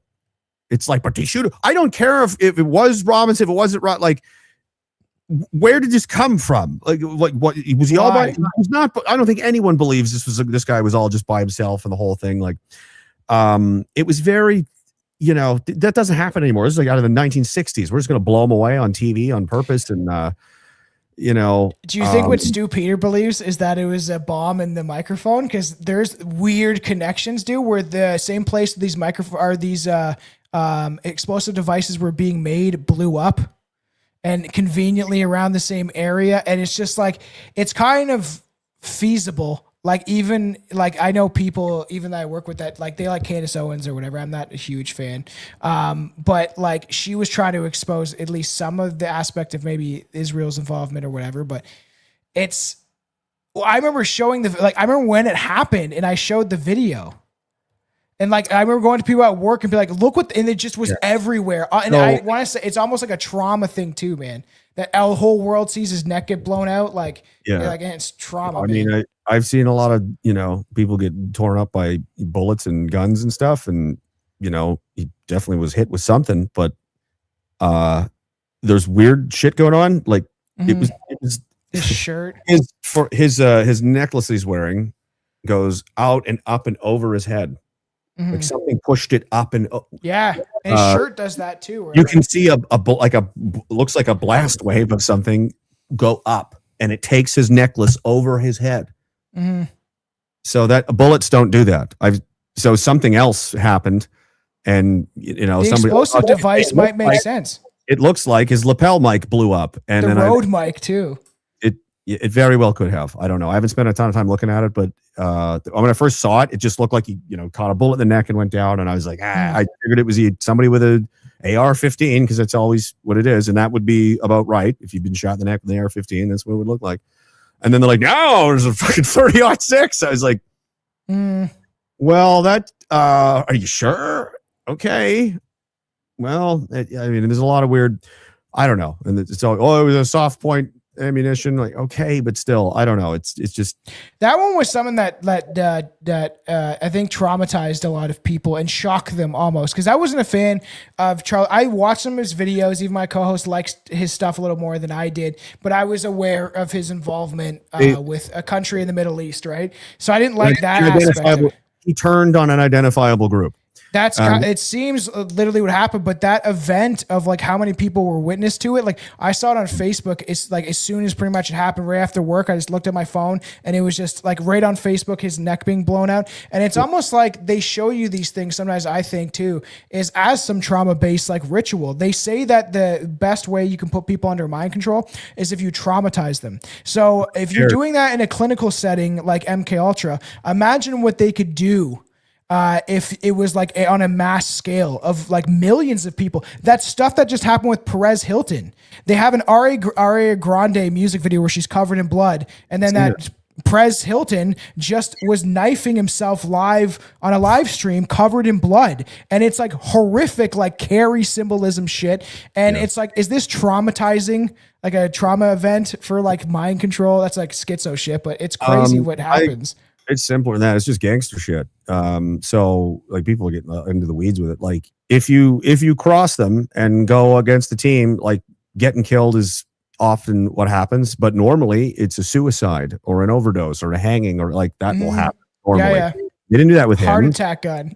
Because he was popular. He had the ear of a lot of people. He was influential. He was a good speaker. He was a lot of. He was a hero. He was a hero to a lot of people. So you kill him in front of everybody and make sure they see it, because then they go, it scares them. And that's the point. Like you don't, because otherwise they'd be all mad about it. It's like, oh, really? And you just take his head right in front of them. They did it right, in front of his own people, broad daylight. So they same with Kennedy. Like anybody who's a problem, they don't just get you. They'll get you in a big way to make a spectacle out of it, to scare the hell out of everybody around you. There's a whole Wikipedia page about how they are conducting assassinations, So it's not out of the realm of possibility. And if it doesn't work the first time, I mean, they did it to Kennedy, and then his brother tried to get and then they killed him too. I liked a lot of what Robert said, and I've watched a lot of stuff on Robert Kennedy, and I know that he was into some shady shit. Like there's accusations that he was part of Falsewoods, which was conducting operations to have like school shootings and stuff like that, and then you would take the guns away. Like I've heard that he was at least aware of they were doing Northwoods. Yeah, that's it. I said he was mad about that. He was like, "What are you doing?" I hope so. I remember hearing that something about him being around at the time. I didn't know if he was completely involved or if he knew about it. President Kennedy wanted to dismantle the CIA. He was like, these people are out of their mind. We got to get rid of this whole institution. And no, he's out of the pit. Bobby Kennedy was the brother that got killed before he could even get nominated. Sirhan, man. Yeah, a Palestinian guy, of course. Yeah, that was very susceptible to mind control. They literally did hypnotism in the jail to see if he doesn't remember. Susceptible to. No, he doesn't remember what happened. Manchurian Candidate, like that definitely happened. Like he said that because I was like, what is he? He says I went into the hotel. It was in like a hotel conference room where he had to speak like one like a primary. Like he was going to be the nominee for president now for the Democrats. And he was going to beat, like he was going to win for sure, most likely. So they're like, all right. As soon as he'd won, they're like, kill him. Like there's just get rid of him now. And Sirhan goes in. He said he came in, he went into I think he was working there as a busboy or something like that. And he said he saw there was a polka dot woman, something about a red polka dot woman's dress, and then doesn't remember anything after that. Yeah. And then he's like, then I was arrested. They're like, okay. So that sounds like some MK Ultra shit. And they've admitted doing that. Like, so if you get into that, like kind of realm of possibility that they admit, like, and this started in like Canada, a lot of regard in like Quebec and stuff. There's theories that Pierre Elliott Trudeau had, like Kathy O'Brien claims that she like saw him and she was part of like she wrote America Under Trans America or something. And she was a victim supposedly. I know people personally that like talked to her, and she was just on one of my buddy's show, actually with Rosie or not Rosie O'Donnell, the other fat comedian that everybody likes. She's Jewish, but she calls out the Jews. Why can't I think of her name right now? I have no idea. Someone in the chat will know. I don't know why I can't think. She was on the Roseanne. Jesus. Oh. Because she's into some weeds and stuff like that. But like there is a lot of claims that like Pierre Elliott Trudeau was a part of like MK Ultra and was like there's supposed to be witnesses and he was abusing people and shit. And I don't know much about the guy. I've never really he creeps me out. He's yeah. From what I remember, he's kind of a dink, but it's fun. If he was around today, he would be a Nazi. Like I know. By their own standards, you Yeah. know, very, very, like very firmly. I was gonna do a video on that. It'd be like the worst thing you can be is a Nazi, but then I want to call it communism. But I was gonna discuss the fact is like, what is a Nazi to the left and to even just conservatives also, because they also love to play that white supremacist Nazi card all the time, even though they're supposed to be these conservative right wingers and stuff. And it's like, what is a Nazi to them? Oh, it's someone who like wants a family. Oh, especially if they want a family that is white, part of their lineage. Oh, a Nazi is someone who doesn't want to cut their kids' cock and balls off because they think that they're a fairy the one day. You know, it's a Nazi is someone who doesn't want open borders and their home flooded with foreigners while everybody else has closed borders, especially the country that pushes this, right? So it's just like this constant hypocrisy of like what that you just call everyone a Nazi. Like somebody commented on the post that we were a thing, and I don't care what these people think. I just delete it. And she's like, I think it was a woman, and she said something about like Nazi shit. And I was like, I just messaged her. I was like, what is a Nazi to you? Because I was like, everything that you believe is like the other side, which is communism, which the same guy that helped create like fascism, Mussolini, started off as a Marxist too. So it's like this idea that anything that you don't like is a Nazi or white supremacy. It's fucking crazy. They're calling you a heretic, like in the 1700s. It's just like kill that person, boo, bad, kill them. That's all. That's what it means. They don't know what it means. They don't know anything about it. They just know that with the bad, kill them, bad people. It's a childlike interpretation of things. Because what they believe. In their mind, what a Nazi is doesn't exist. It's not even a real thing. And the Nazis, they think, who are these things, don't believe any of the things that these people think that they do. It's crazy. It's crazy to watch, because I started on the other, not really on a team, but I was brought up, taught all the same things as everybody else was. And I just was like, well, let's just go hear what they have to say. I'm just going to go read some things and listen to this and compare notes. And, because I'm curious, I want to know what happened. That's all. I want to understand what happened. And it turns out, that's not even, it's a brainwashing operation that's going on. And unfortunately, a lot of people are dying as a result of it. It's going on to this day. Well, and it is a way to like dehumanize you. That's why they call people these names, bigot, racist, Nazi, because those words are attributed to like in our society as the worst thing. Like how do these immigrants say that, taken for instance, like the Shiloh Hendricks incident, how did that immigrant know to film her and get her to say the N-word on camera, right? How did that Sikh that stabbed Henry Nowak, how did he know to use the word racist to essentially so who's training them to do that and think that and say that? TV, the media, government, institutions, schools, everything. The whole world is training them to do that, because the spirit is get whitey. And you can't deny that, even if you are black or Asian. And there are plenty of black and Asian and people that agree with us that are There's a lot of Asian and awake black dudes that see what's going on. And that's, great. You know what I mean? Like George Lincoln Rockwell was like friendly with Malcolm X. They even did a rally together. Like he came to one of his things in Tennessee or somewhere in like 1961 or something like that. Donated like $50. You know what I mean? Like there's Rockwell sitting with the up front, everybody's black. It's like literally had armbands and shit, like full on. There's but it's like, well, we both understand the problem is the same thing, so why wouldn't we, why would we waste energy fighting each other when that's the real problem? And we're sold like Martin Luther King is like the good guy and he was a communist. That was like, well, that's why they promoted him. That's why you hear all about him, but not the other guy. He was in a blackmail operation. People think. What's that? He's being blackmailed. That's a lot of people believe. He was a shitbag, I think, behind closed doors. MLK was, and he beat his wife. I heard like crazy stuff. They don't tell you.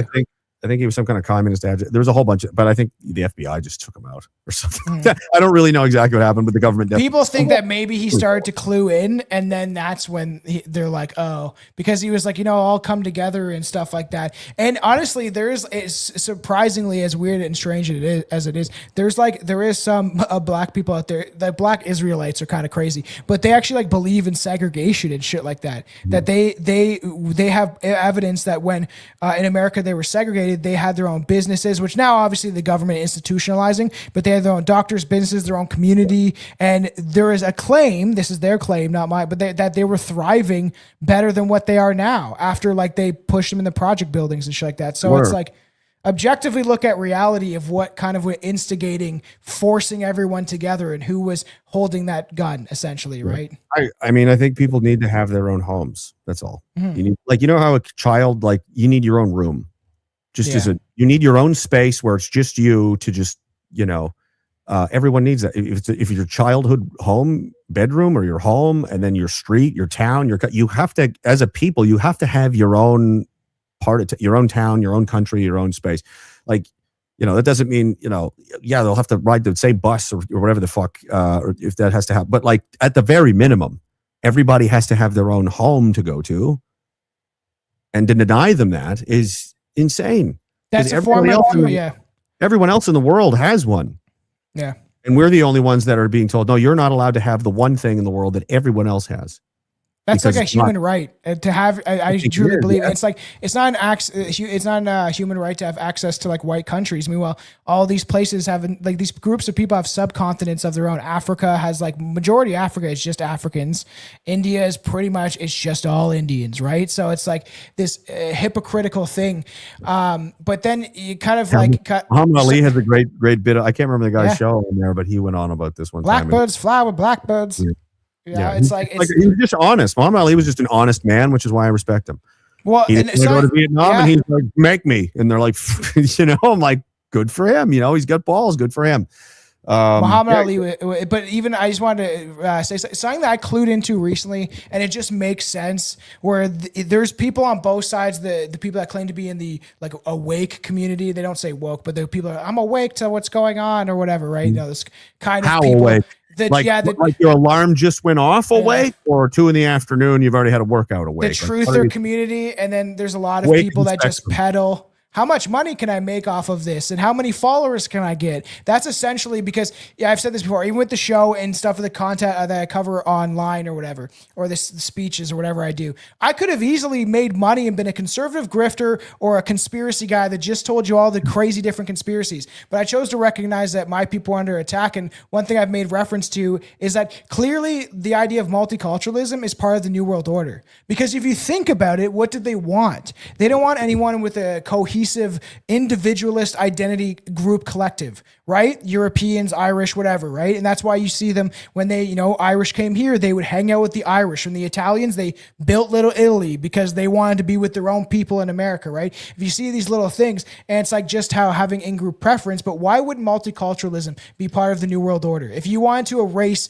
borders, identities, cultural heritage, and replace it with whatever they want it to be, an AI god, or like one religion, one government, one governmental structure to control everything that is controlled by a centralized power. You wouldn't want people to have individual collectives of their own people and nations and sovereign nations. You would want to attack the strongest group of people first before you erase the rest of everybody else, and then blend everybody into what they want with the Kalergi plan, which they exclusively say is a mud race of someone to rule over. Right. So it's like, why wouldn't this be part of the New World Order that everybody's talking about and has been for a long time? It fails to mention that. Well, you can't defend yourself if you don't know who that is, first of all. And Alexander the Great did this. The Romans did this. The Carthaginians did it. Everybody did. This is a known thing. If you want to is a passive way to just kind of dislodge and get rid of a pilot, you just flood them with a whole bunch of other people, and they will eventually be overwhelmed. What always happens is the host foundation people eventually disintegrates, loses access to each other. Their public, the glue holding them together starts to snap apart. Yeah. Like, oh, when's the last time the kids went and hung out with each other at the mall? Oh, they can't go there anymore because they're always getting stabbed. Like, eventually it just disintegrates into nothing. It's a weapon. It's a war weapon. That's why multiculturalism, because they're at war with you and they're trying to kill you. And this is a permanent way. If they came in with guns, we would all get our own and defend ourselves, and it would. So this takes a lot longer, but it's like permanent. Like this is, a done deal. We're like salting the earth kind of a strategy here. So, yeah, and it's like there's no way, you can't just snap your fingers and send everybody home. So the worse it gets, the harder the hills to be to climb, and they know exactly what they're doing. And say this nation were to collapse, right? They're just middle management. They're just taking the money. They don't care. They're just reading the script. They're just doing the thing. They haven't considered if they were doing the right thing or not for their probably 20, 30 years ago. They're just, if everything's so great, why are they building bunkers? If everything's so great and we have this potential future we're heading towards where, everyone's going to be in this utopia, we're all going to love each other and have no genitals or whatever the left wants. It's just like, why are the elites building tons of bunkers then? What do they think is coming? A culling. They need to get rid of a lot of people. And then once that's done, they're going to rule over what's left. What do you think of the Georgia Guidestones? Wasn't that linked to somebody like not Ted Turner, but it was like some rich American guy. C.R. Christian, but they don't know his name. But that's that one where it's in all. It was like how many different languages at that population. I thought somebody had linked it. Didn't somebody blow it up? Yeah, like, conveniently weird. So it's like, was it either the elites blowing up their plan, or was it somebody that was going against this and pissed off about it? Because that's where it references that the population needs to be under 500 million. And it also makes all these weird statements about like weird prophecies of, everyone needs to come together. And some of it sounds good. This kind of what they do with like compassion, acting as compassion as like a tool to like kind of manipulate. But like, this will all be great if you guys just all get along. But we got to keep you under 500 million. Yeah. Yeah. It's not going to work, I don't think. But, playing God never does. So to end this on, do you like kind of tell people like, I would like to ask a question so people understand, because I want people to kind of get where you're coming from on things and stuff too, is like, so with Second Sons, why do you wear masks? It's just so people understand the basic concept that everyone's like, why are they wearing masks? You have to understand the bigger picture. So I kind of want you to elaborate. Yeah, well, I don't. I know you don't. Yeah, I know you don't. Because I'm the president and the leader and the spokesman. So if there's something to say, then that's what I'm for. There's a few other guys that don't for different reasons, because it's just redundant and they don't but for the most part, it's to protect the members and the integrity of the organization and their families and their employment and their lives, because people will attack you. They've firebombed homes on Christmas Eve. They've assaulted people, stabbed people. Like you will get problems, guaranteed. And if they can't get you, they'll get the people around. They'll go after your children, your wife, your job, any means available that can hurt you. They'll go through your, try to find records, anything online. If you put yourself out there, that's going to happen. So, and it's like a shield, the modern day shield, because like, then this is the problem too, is anyone that is doing anything they call a Fed. Like, I like Patriot Front. I like what Thomas Russo is doing. He's very well outspoken. He's very articulate. And this is a problem where they like to deflect. And it seems like the same people that are working or obedient to the boot essentially are the same people that are calling anyone, especially that's white, that is doing anything, a Fed. And you see this in America a lot too with Patriot Front. It's just emotional. They're just afraid and they're weak and they're dumb. Like they can't explain why they think these things. There's no logical consistency to anything that they're saying. They're saying it because they don't have the guts to do anything. And if those guys, let's just say, are legitimate in any way, and you're not involved in not helping them, well, then now you're down here. You're just a guy on the internet talking shit, and you're not. So that then they have to be bad guys, so you can stay up here and you can continue living in your super chat world. Fuentes is doing. If they were bad guys, it's like, well, the whole point would be to gather up and soak up the local guys that would subscribe to that, and then get them all in jail forever or something. Like, just get rid of them. They're no such thing has happened to them or us. We've been over 2 years in operation now. Nothing has happened. And this thing on all violence and shit like that. You see that on like somebody posted that on like when I posted I'm imminently going to cause violence now for 8 years. So I don't know. And it's crazy there's been no evidence of this, yet you constantly have people referencing news articles written by a certain tribe of people that constantly own the news. It's quite clear once you look at the face of it, you know what's happening. But even one other question I wanted to kind of end it on. I probably could think of another one, but it's just like, what is a Canadian? For the people that don't understand that it's not, Canadian is not just a citizenship or people can just show up and be born here. What does a Canadian mean to you? Well, it's an ethnicity. It's no different than saying you're English or you're American or you're Japanese or you're, you know, Iranian or whatever. It's there's a reason that we have different names for these things. That's why they, you know, exist. It's a way to separate and just say, like, who belongs to whose family, really, because it's important. You know, your family should be, you know, very important to you if you're a sane, healthy, normal person. And the Canadian family was no different. It didn't used to exist, and then it did. It came into being. It had its ethnogenesis, is what it's called. You had a new continent where, you know, these people weren't there before. They intermingled with each other. The English, Scottish, Irish settlers, the French settlers, you know, primarily, which is why it's on the shield back there to represent. That's, you know, these four people came together who don't have a great history with each other, you know, especially the English and French, and that has never been done before. And so they decided to, you know, give that a shot.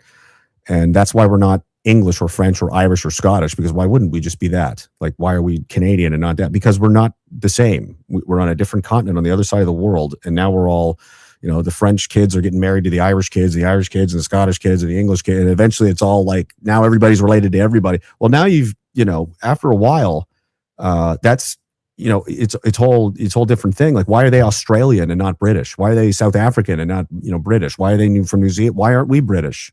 You know, there's distinct, you know, reasons geographically, culturally, but also genetically, primarily. Because if they were all just Englishmen hanging out in Australia and going back and forth, they might just, you know, call it New England. Well, they did in New England in the United States, right? But it didn't go their way.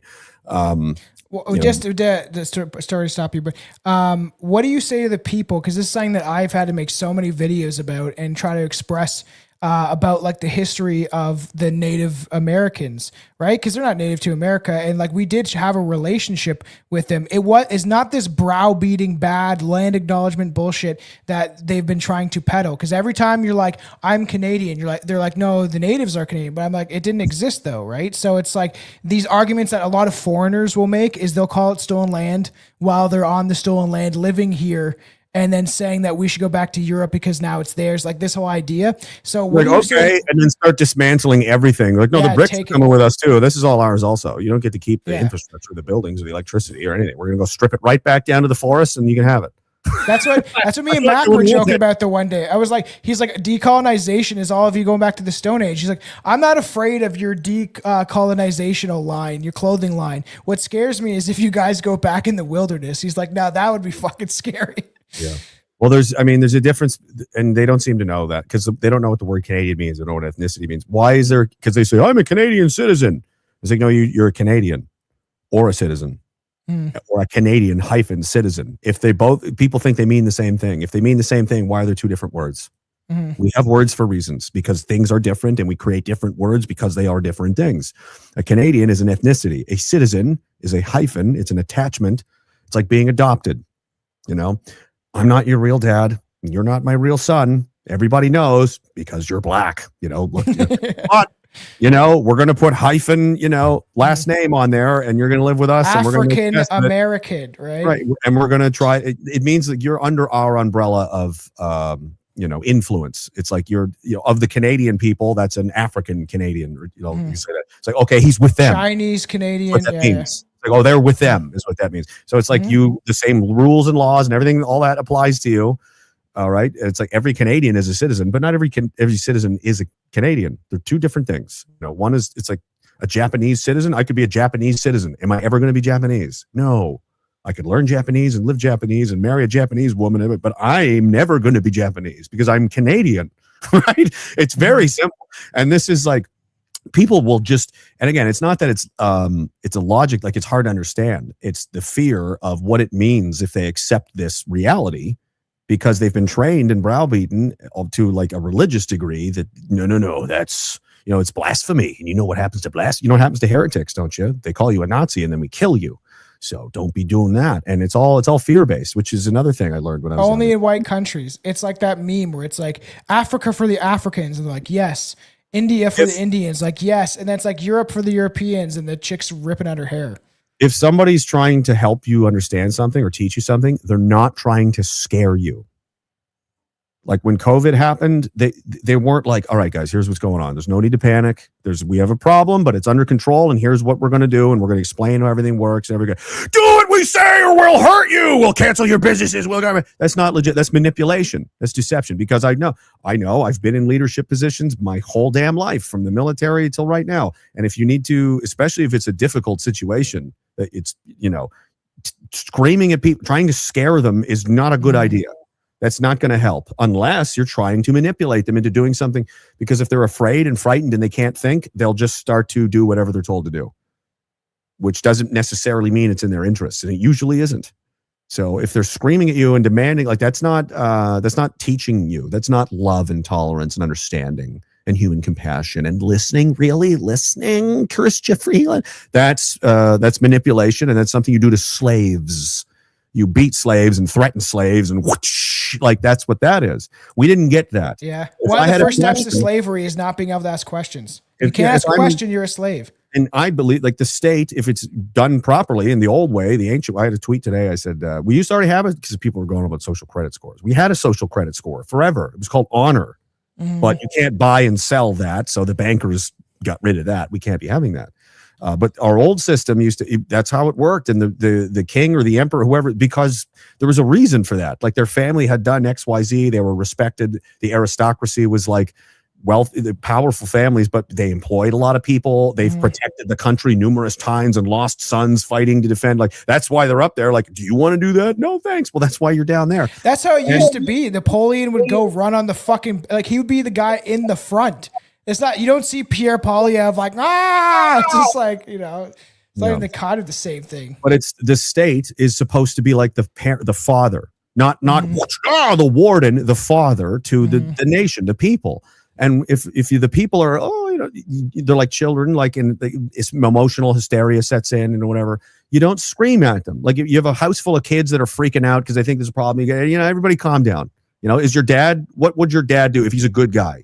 Is he going to scream at you and threaten you and fucking, I don't care if you're scared, I'll beat the hell out of you? Or are they going to show you there's nothing to be afraid of? Or there is something to be afraid of, but here's why it's going to be fine. Even if it's, maybe you're not sure it is, you got to, it's your responsibility to look after them as best you can, and freaking them out and scaring them. It just never helps anybody do anything.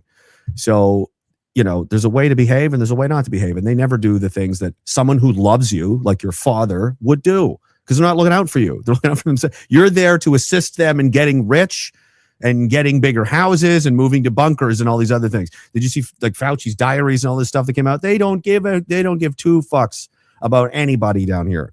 So, they're so politicians are so disconnected from like the actual people. And that's why I think it's laughable that people just believe them, because whether it be the conservatives or liberals or any political party, just because they say what you want to hear. They're just telling you what you want to hear so they can suck up more of your money. Nationalists are the spiritual opposite to everything that's in there. Like the people who get it. There's lots of people calling themselves that these days, but there's a lot of people who don't get it and have never read anything and don't really understand what it means.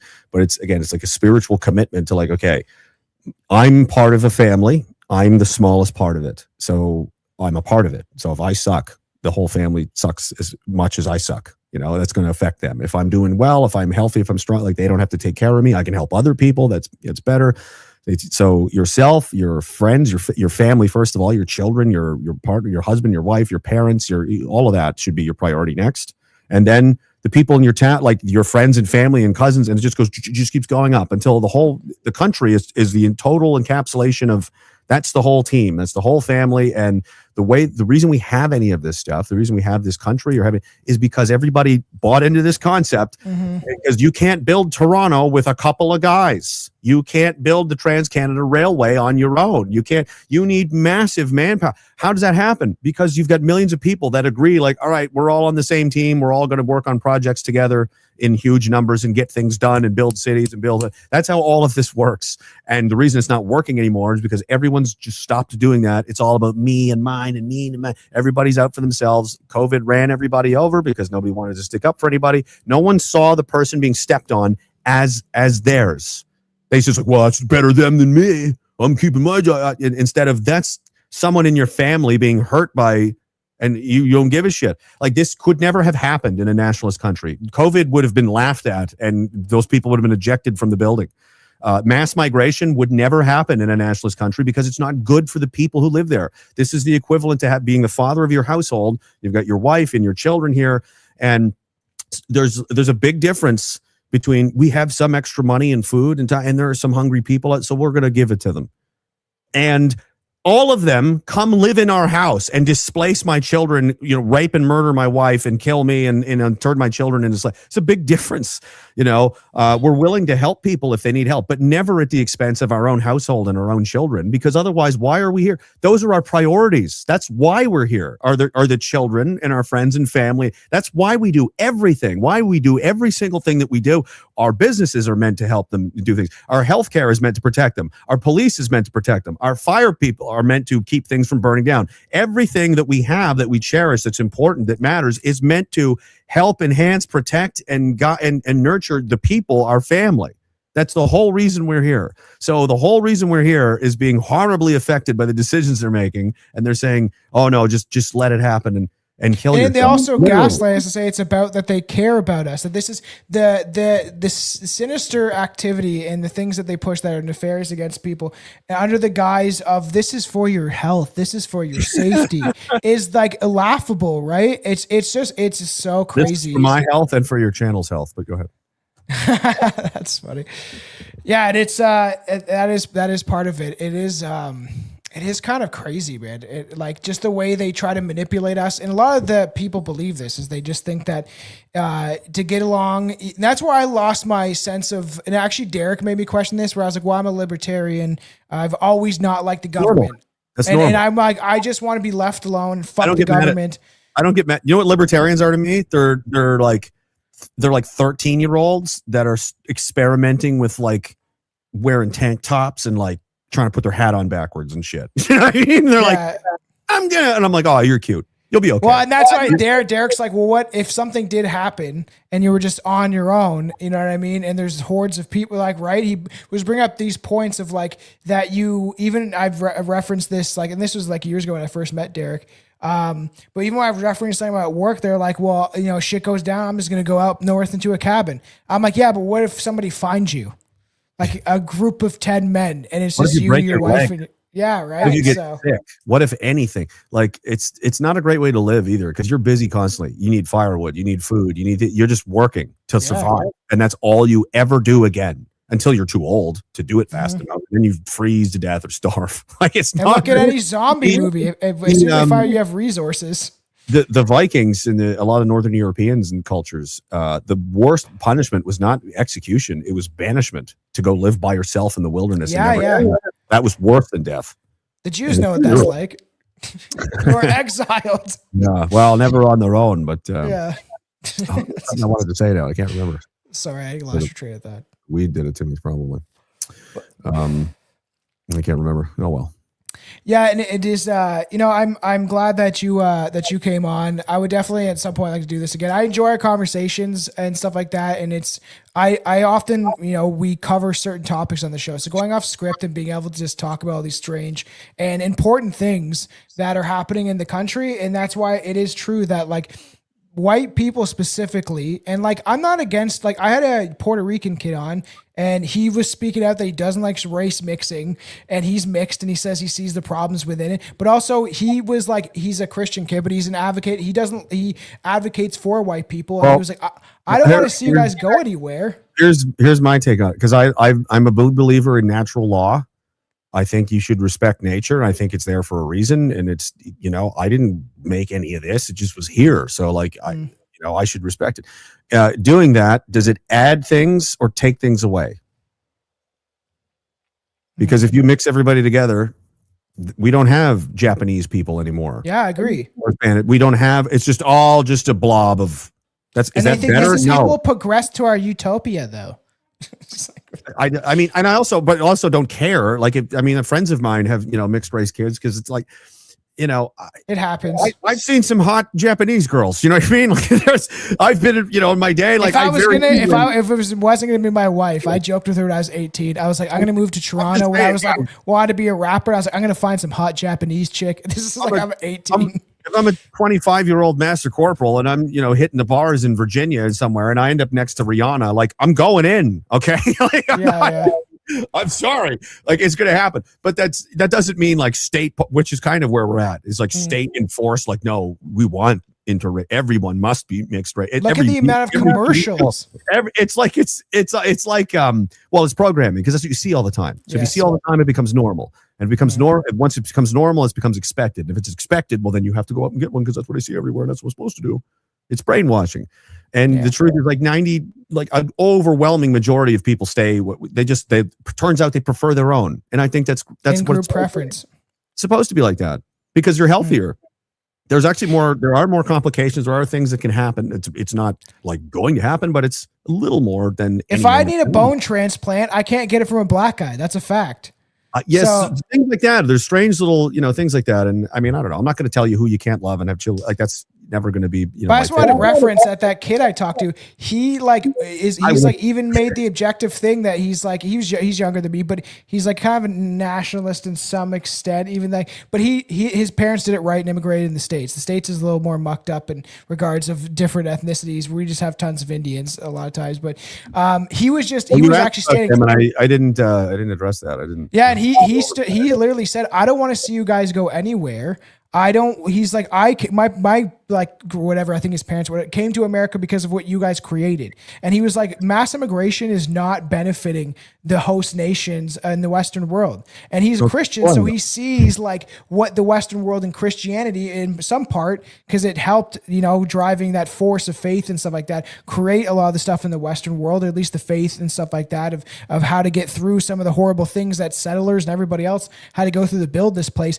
And it's just funny that I'll always talk to those people that get like whatever race they might be, that understand the nuances of this situation and are not just like, you're racist for like making me feel like I'm not wanted, whatever it is, I don't care. It's a word. Yeah, okay? I know. Racist, that's a sound I just made with my face. I can make all kinds of different ones. Leon Trotsky weaponized it.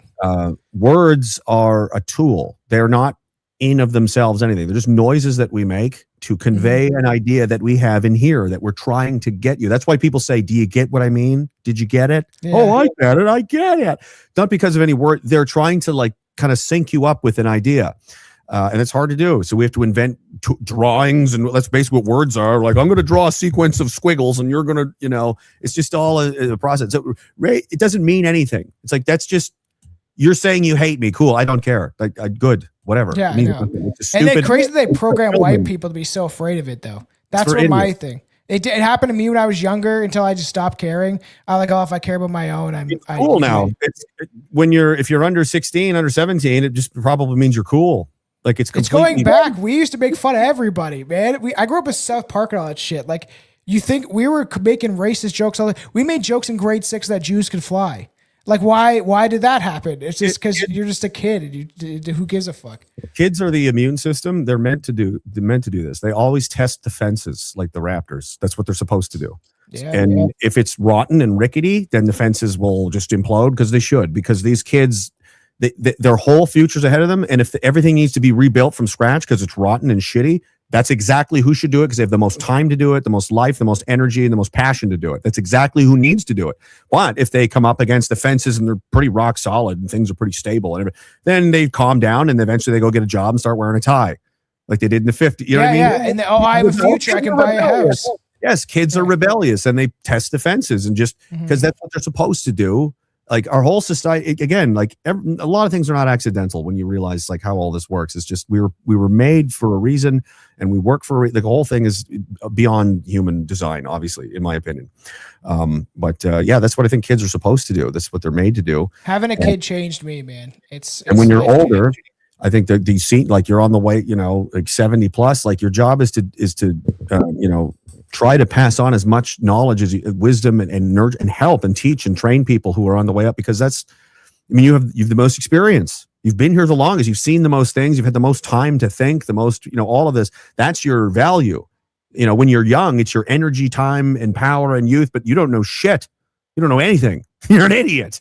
So that's why when we were killing it, when the Romans and the Greeks, when we were killing things, and I don't mean animals, I mean like just crushing life. That's how it worked. You had old dudes with white beards, and on the way down, and it was all, you had a place in society, and everybody knew what that was, and everybody had a job to do, and everybody had a reason to get up every day, and it was for a meaning and purpose. It wasn't just collecting coins and nonsense. It was because they were very nationalistic. It's like, I'm doing this for the town, the people. We're going to get, whatever time period it is. If this works out, we're going to be coming back with food and treasure, and we're going to have all of this, and we'll be able to finally build that hospital. You know what I mean? Everything you're doing is for that. That's the strongest motivator there is to do anything. And Money. that's why they told us not to look back there. Don't look back there at the past of what, like, especially with white people, what your ancestors built. Don't be reminded of that. You're evil for that. And that's something they even programmed in me when I was pretty young, of like, I was aware of the governmental problems and the New World Order shit, but not the like, oh, this is your people under attack and you're not noticing. You're being consumed by other things of avenues of how they're accessing and being able to do this. And now that I have a kid, I'm looking back there about what my ancestors did and what this was and what I remember even growing up in, not this world that they created for us recently. I know it's been happening for a while, but especially recently. And then I look forward to the future, and I think about where my kid is going to be, or my kids, once I have more, of like, what world am I leaving them? And I think all white people and everyone, you need to have kids. White people need to produce more babies, get out there, have sex, have kids. But it's like, it changes you and makes you think. It's like you want to live forever. This is how you do it, though, right? If you want to live forever, this is how you do it, through your children. You teach them. Your soul essence will always go on. It's the best motivator. And if you don't have kids, there's people that don't and can't and whatever. But like, if you're like, why do you do? Like, why are you here? Like, what are you doing? What's the point? What, like, the simplest and easiest? Do you have anybody you care about at all? Even yourself? You one person that's a friend that you care about is like, I'm here because they need me. We're friends. Life is hard. It's shitty. And I don't want to leave them here by themselves. And I need them too. We talk every day. Like, otherwise it'd be all by myself. So like, that can drive everything. Maybe should you be healthier? You'll be around longer. You'll be able to help them better. You'll be able to do all kinds of things better with it. Like, and vice versa. Maybe you meet a third person. Now there's three of you. Now you can go bowling together or something. You know what I mean? Like, the feedback loop of investing in yourselves and other people and in a positive way, it generates more energy and more passion and more life, which creates more things, which enables us to do more things. All of that is being suppressed. All of these ways to generate this positive energy is being, no, you can't, because they know what happens. They know where it goes. And so do I. And that's why they won't let us have it. And we used to have, we didn't used to have politicians. We used to have the old. I like the medieval days. I don't like that. It's like, you can't earn your way. It was a little more meritocracy. I would be more on board with it. But like, you didn't have politicians. You had like a local lord, and it was like, why is he in charge? Because he feeds us, and we all have jobs, because otherwise he built, like, they would start like a holding or something, right? There's nothing here, and he starts living there, and this takes obviously a long time, hundreds of years sometimes. But like, it's going well, working the farm, the land. They got some friends, build some houses. Eventually, a town is formed. But this original family is the one who helped set everybody up. So they're in good position. They're making money now. More people are coming in, and eventually we're going to build a fucking castle or a compound these days. And it's like that guy's just it's a community that self arranges itself, and there's just always a leader of some kind. That's just how we work. There's smaller and bigger groups, but like, that's how we understand reality. That's what people think the prime minister is. They think he's a king. So if we just switch him with a different king, everything will be fine. No, that's why the trick works, because in your soul, It doesn't know the difference. It thinks that's the leader. That's the guy that we're trusting to, and we'll just, if everything's screwed up because the leadership is almost always the problem, then we'll just get another one and it just keeps short circuiting us. We do it over and over again. And the people in between, like he wasn't a dictator. You'd have all these lords, and it's like he needs them to be on board. And, if they were going to go to war or something needs to happen, they're going to be like, why? And he's going to be like, this is why. And they'll go, yeah, fuck, he's right. These are all good reasons. And then there has to be trust there. They have to respect each other. For any of this to work, respect has to exist, which is where honor comes from. You don't respect anybody who doesn't have any honor. This lying, swindling, cheating. Why? When you have somebody really a real good guy, you're like, that guy rules. He's awesome. You know what I mean? If he's like, will you do this for me? You'll be like, yes, I would love to help you do anything. Right. And like, get more of those guys together, and they don't lie to each other. They treat each other. We're a team. We're a family. You can do that's where castles come from, boys. You want castles? You don't get them on Amazon. You get them from like soul level commitment to the team, to the whole idea. And if everybody respects each other at just a basic level, you don't have to like everybody and be friends, but like, we don't want our neighbors dead, or anything. It's just like, I just don't want to live next to him. He's an asshole. But you'd feel bad if he got killed in a car accident or something. You'd see his kids crying there and all that.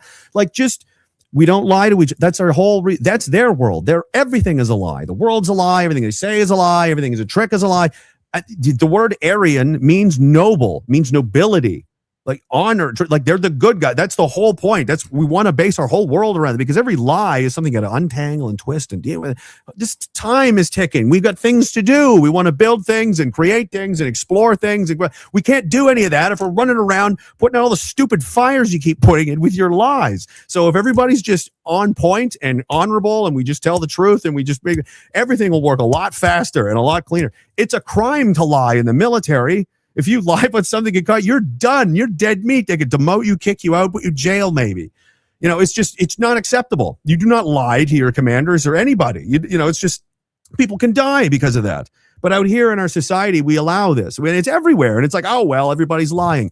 That's not okay. It's not acceptable. In the old days, people say, you're a liar. Calling someone a liar was fighting time. If a man said, you're a liar, you'd be like, let's take this outside, pistols. They'd kill each other for that. Yeah, 100%.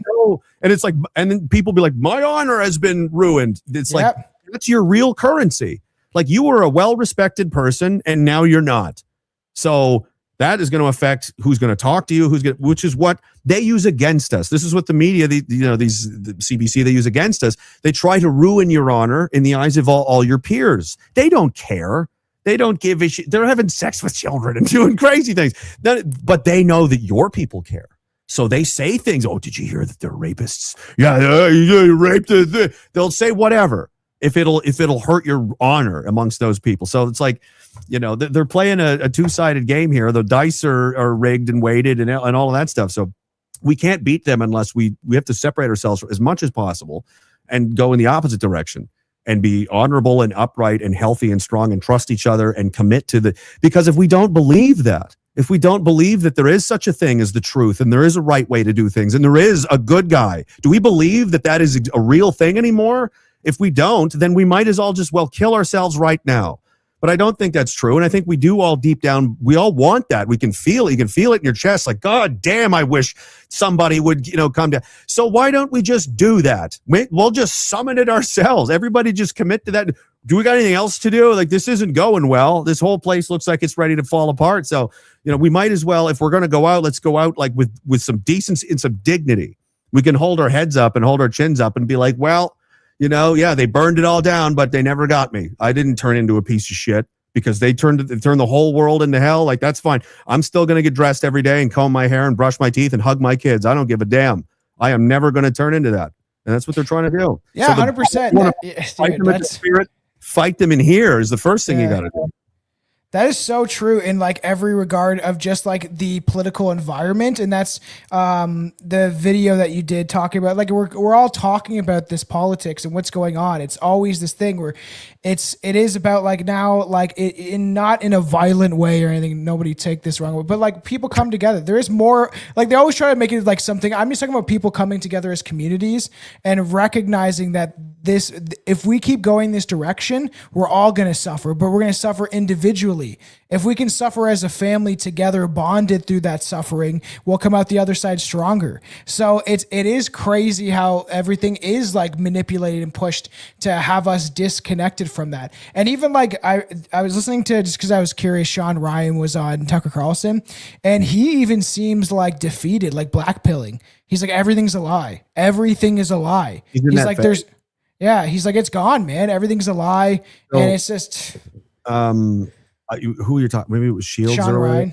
Everybody's in like a different fit. Like there's a process. It's not just like you read something. And I went through this. It's a whole, I mean, I could probably, maybe I should, I don't know. If I was a psychologist in another life, maybe, but you don't just like, you watch a 9/11 documentary and get it, and then it's all over.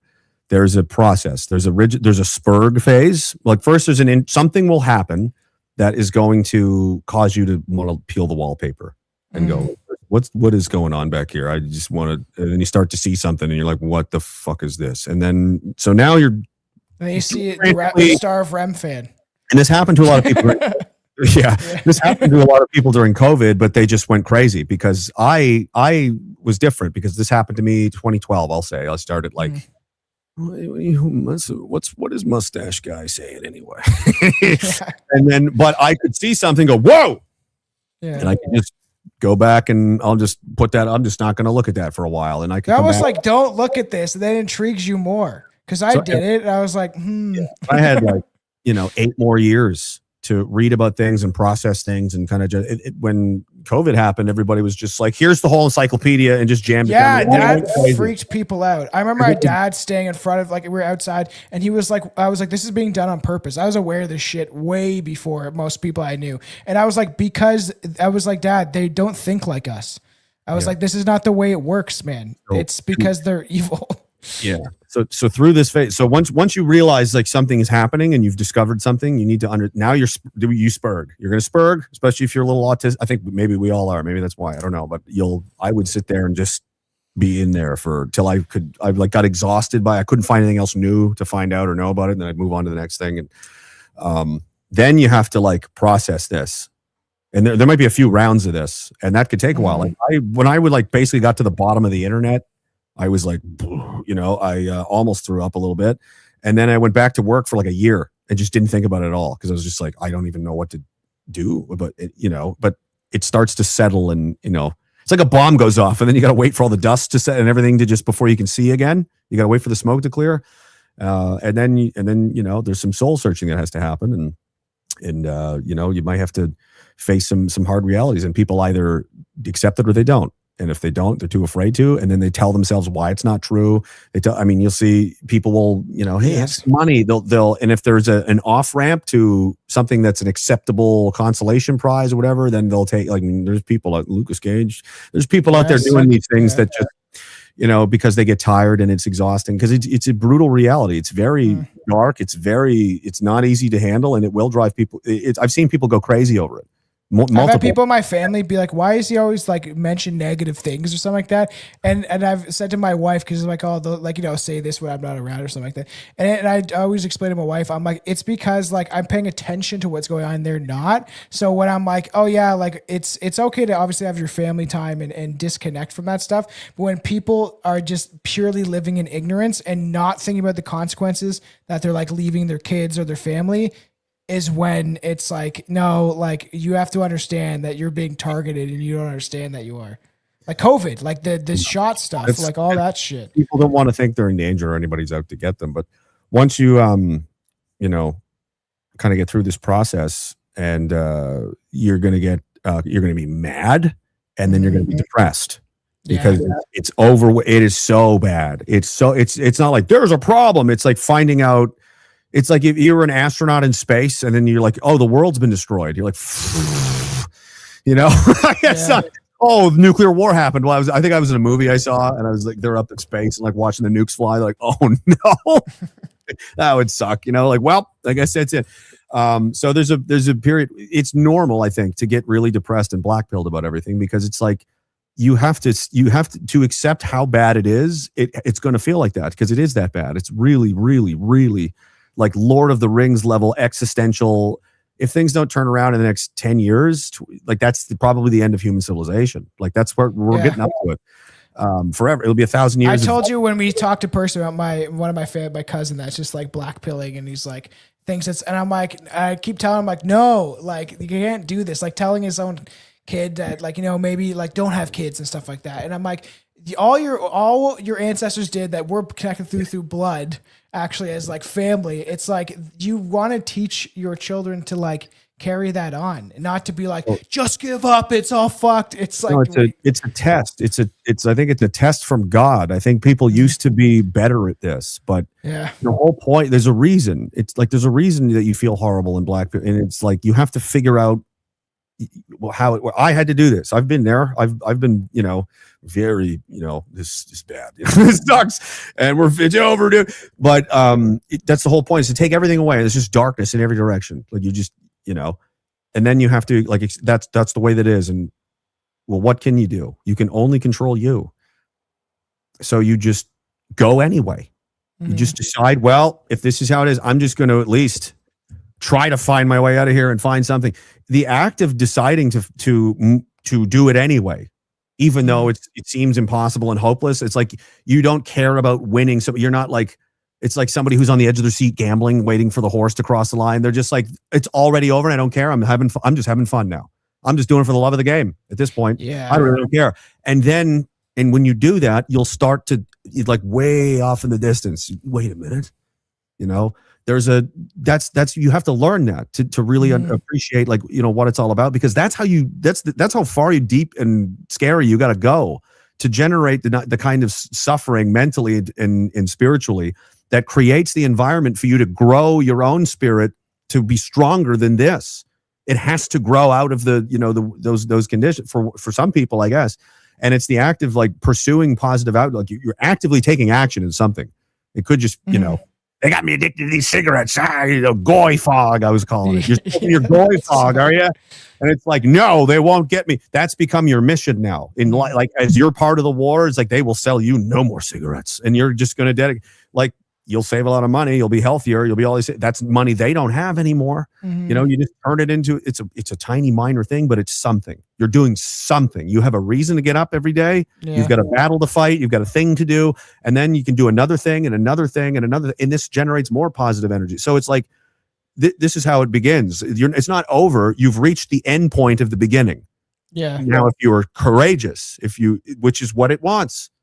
Do you deserve to live and be here, or don't you? Because I've made you believe it's impossible. Now I want to see what you do. I fucking give up. Good. Die then. Next. I want to see essentially. Our military does this. So the special operations selections will put you in conditions and ask you to do things that can't be done. They'll be like, get here in 2 hours with all this stuff. And you're looking at the map and you're like, if we ran full speed, and they're like, no, do it or you fail. To see if you give up. Carry this 45-pound plate in the pool and swim around. Like, they want to see you do it until you die and be like, okay, that guy's not quitting. That's what we want. That's what we want to see. I want to see a crusader. I want to see a believer. I want to see somebody who's like, this is beyond me. My soul is committed to, my body is disposable. I am, the mission. Like that's a tier 1 operator right there. You want to fight the devil. You're not getting in from the National Guard. We're sending Delta. You know what I mean? You got to be a. Well, it makes sense. To kind of bring this to an end is like it does make sense, right? This idea of like, hey, if God exists, he's like, I gave it to you a little easy over the last like 50, 60, 70 years, especially for the boomer generation, and then it's just like, all right, well, like now you have to prove yourself. And like, do you want to like still exist, whatever it may be? Because there's theories that you could reincarnate over and over again to learn lessons, so you're stuck here forever. But even the idea of like, if what's after this, are you just going to give up and not try to make yourself better and just like essentially give the devil what it wants? I honestly believe, I don't think it's reincarnate. I think people choose to come back. They say to help and stuff. Yeah. They say sometimes you choose your own life, and it may not make any sense to you, but it's like when you go back and you get all your, it's like there was a specific reason you wanted to live that life, to experience something. They say this is like a school. Fucked up reason. Yeah. It's like you want to play a different character or whatever, but I think the point is to see that there's like, I think it's inferred what the point is, And I didn't grow up with like a religious indoctrination or like, this is how, our family was they were very moral people. And it was like, my parents were the first generations level to like, we don't need to keep going to church, do we? Like everybody did right up until then. So we were still pretty, but it was never, talked about in my house or anything like that. But when there's less excuses than ever. Like everybody's got an existential crisis rectangle. Everybody's seen the name Jeffrey Epstein. Everybody now understands, right? And it's like, well, what are we supposed to do? And again, your father, right? If you're a good father, you do it in a safe way, but they got to learn on their own. You put them out there, and it's like, oh, is it true? There are islands of people. Yeah, they are. So what should I do? I don't know. What do you think you should do? Yeah, it's a test, right? And I always, I did an uncle that both, we decide every day who we're going to be and what we want to do. And it's like, oh, no, I wanted to eat cheese and play sports and be fat and get drunk. And it's watch like, FIFA. There are people in cities right now, outside their apartments, probably listening to this, dying on the street right outside their building, overdosing and just fucking dying. And there's people there watching football 10 feet away. Couldn't care less. It's like, that though. And you think, what am I supposed to do? Are you doing anything? Exactly. Because they act like I've done everything I can think of and I'm just too tired to go help that guy in the street. It's like you didn't do you don't even water a plant. You don't need to help the guy in the street and draw awareness to it. Demand the answers to this. Why is this happening? Where are the drugs coming from? Why are there so many? Like, get engaged in the fight. There is very obviously, was what I'm trying to get to, is that there is a very obviously an evil force at work in the world that is just running roughshod through and killing people wherever you're at. If you're in the veterinarian world, or the medical world, or the geopolitics, or the military, or the art school, or the Hollywood, it doesn't matter. You're going to run into this. You're going to see this. And it's going to be, guess what? It's all really connected to the same thing. And it's like, what's worth pursuing in life? Money, stuff, and things, or the eternal, endless struggle against the forces of darkness, as lame as that sounds to say, but that is what it is. It's timeless. It's all throughout history. It never goes away. It's always here. It's always at the central core of everything that's happening, surrounds this. So if that's not the reason, I don't know what is. I'm pretty sure it's not sports puckball. But the fact that the things we feel most strongly about are our children, you'd love them more than anything. And that's what this thing wants to destroy. It wants to destroy love itself. And love itself, if that love itself is God, and it wants to destroy that, then what is that? And what should I fight it, Father? I don't know. What do you think you should do? I just want to see what you'll do. Yeah, it's so true, dude. It's so true. It's so true that's how I do this whole thing. Yeah, well, and that's why it's like I have similar thoughts that you have about reality all the time, about like why it is the way that it is. I hope not all the time. Some of my thoughts. We have not everybody. About that fucking hive mind. But like, even I just think like, I had an aunt and uncle that one died of like essentially alcoholism and shit, and the other one died of drug overdose. And I always just think like they haven't learned their lesson yet. And I think it might be a choice to be like, I'm going to come back here and try to do this again. And this time I'm not going to overdose or whatever, right? That I think you get options like that maybe you were there to experience that, or we can I got to bring it to a close soon, but I could talk to you forever. But this idea of like I can talk forever. Yeah, it's like a chain reaction though. Is that part of it? How like because of my aunt's death, it affected my cousins, and then it's just like it changes their life in a way that it should have gone. It's just like interesting because all these little things, just lessons for you or the people to become stronger, better. You know what I mean? Well, one of the things I've read over the years that like sometimes I'll just read something and feel like, oh no, that's true.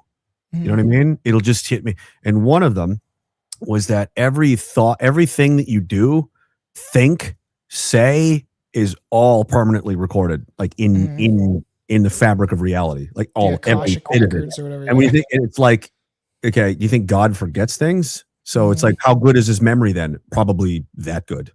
But I was like, you did something in the 80s. I can't remember. It's something to do with cocaine or I was very drunk today. No, it would be because when they say you die, the reason I believe this is true is that because I've near-death experiences was something I looked into a lot.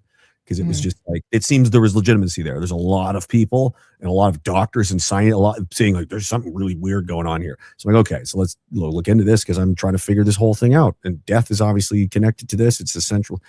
And they all, a lot of them, not everybody, but a lot of them say they do this like your life flash before your eyes. They say this. Now they call it like a life review.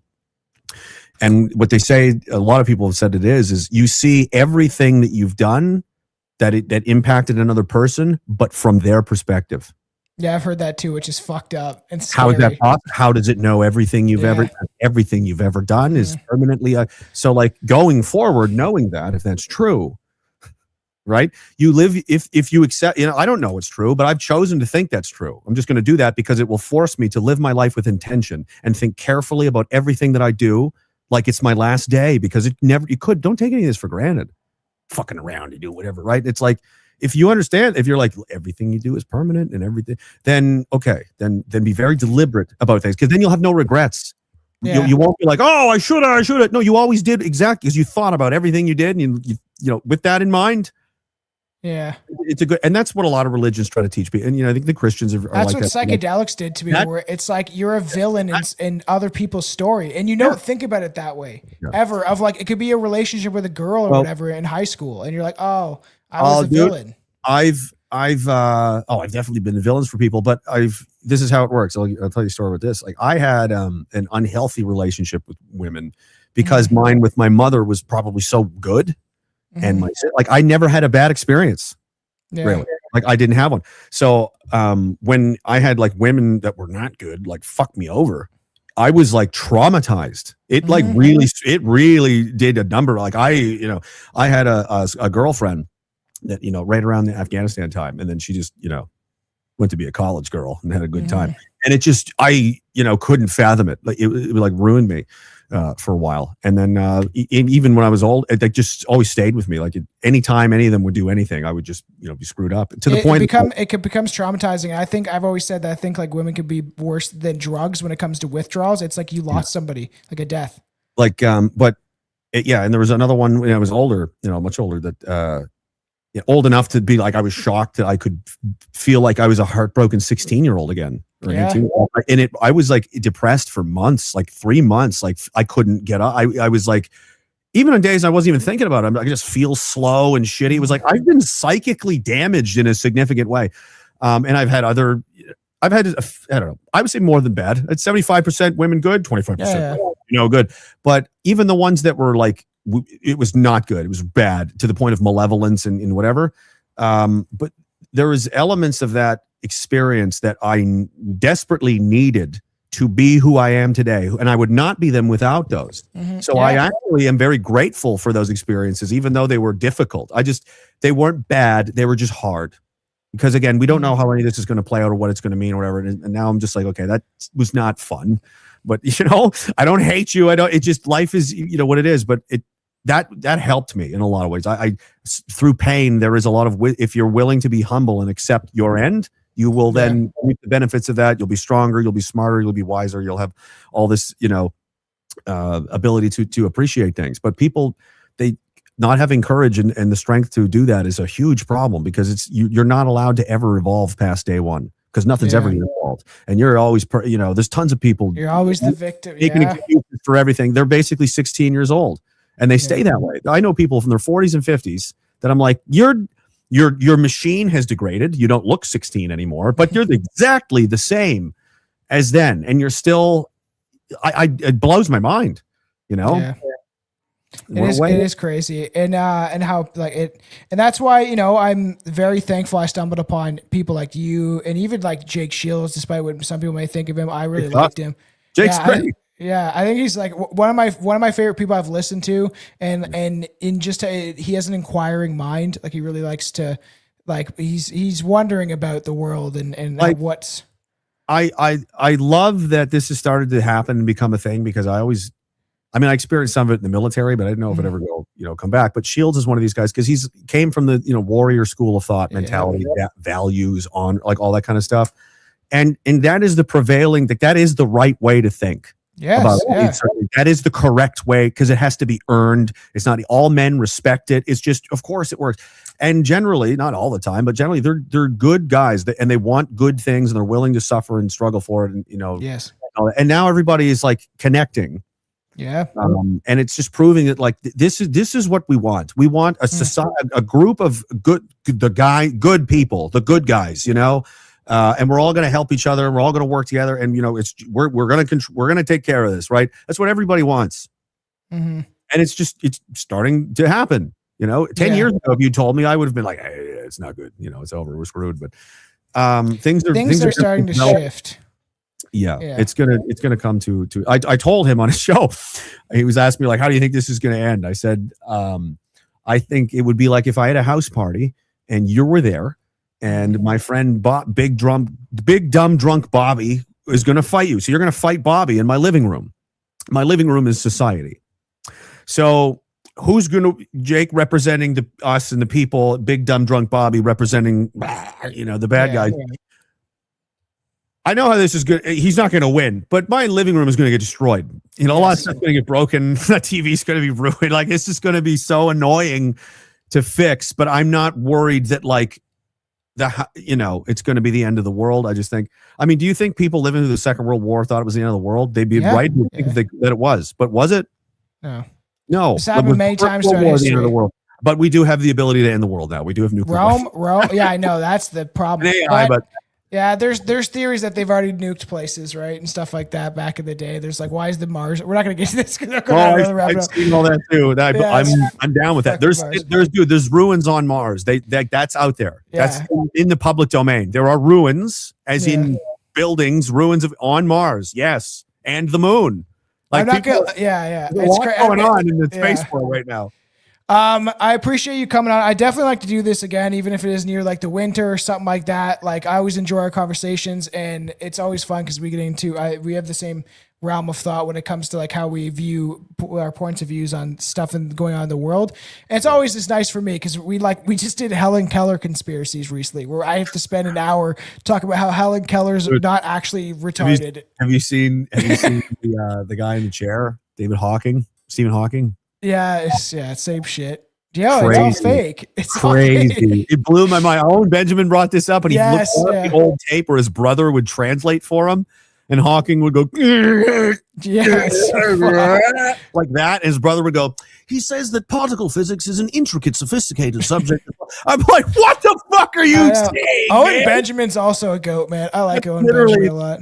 That's how they sold the world Stephen Hawking. His brother was just able to. He just knows him so well. And then you're like, no ways. And then there's like Billy made that because she's like, I am not dumb. And then some of the comments is like, bitch looks pretty dumb to me. And Billy's like, she doesn't know what she's saying though. No. He's like, she doesn't know. She's just if she is actually deaf, dumb, and blind, she's just mimicking it's just ridiculous. That's why I said like it's fun to go on these tangents.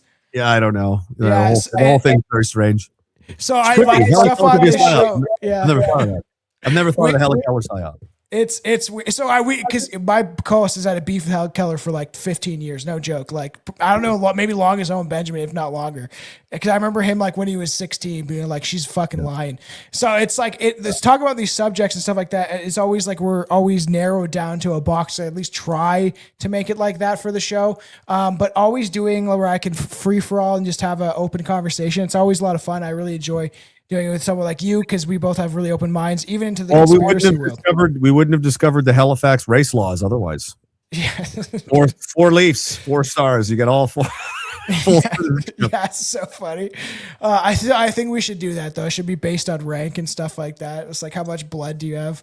Well, it's like it's a real question because the Canadian ethnicity is a real thing, and are you even related to it in any way at all? Mm-hmm. No. Well, why in the hell should you get even a crumb over any random Canadian guy I've never met in my life? He is more related to me than you'll ever be. So family first, and it doesn't stop at the front door. It extends. And you don't get to protest. You're a temporary worker. Get the so I can't. You have to prioritize. Like no man would expect someone to put, someone else's children over his own. You know what I mean? Like, that's just crazy. They want to talk about hate. That's the thing I hate the most is people showing up and then claiming it's theirs. Indians, fucking whatever, Muslims, whatever it might be. How this is theirs now. It's like, no. My ancestors didn't build this for you, fucking Goopreet. So it could go very, very badly, very sideways. And I forgot, there was one thing I wanted to mention that I forgot. I didn't forget. I just never came back. I just don't want to make it look like I was running away from it. You asked about the natives, I think, didn't you? Yeah. So like Canada has a different relationship with them than the United States. The United States legitimately just, let's just kill them all. That's pretty much, that was kind of their like, it didn't go well. I mean, the negotiations were not good. So there was a lot of fighting. There was some in Canada, but there was also a fair amount of like attempts at like cooperation and coexistence. Like they're all mad about the residential schools. And it's like, that was an option. Like they were like, no, let's not just kill everybody. Like there was intent that like, well, we'll try to figure out a way to do the impossible, which is take a different people entirely and just stuff them in a sock shaped like white people or something, and then it'll work, and everybody will be happy, and it'll work out. Like that was never going to work, but that's kind of was the intent, and it obviously didn't go well. No shit, but the intention was not kill them, like because they would have just killed them. Like, no, let's teach them and we'll try to, which is arrogant and crazy. And you can't, because they're not you. You can't teach another people to be you any more than I can teach, a Japanese guy to be an elephant. That's crazy. What? You're spiritually different. You're genetically different. You're a different thing.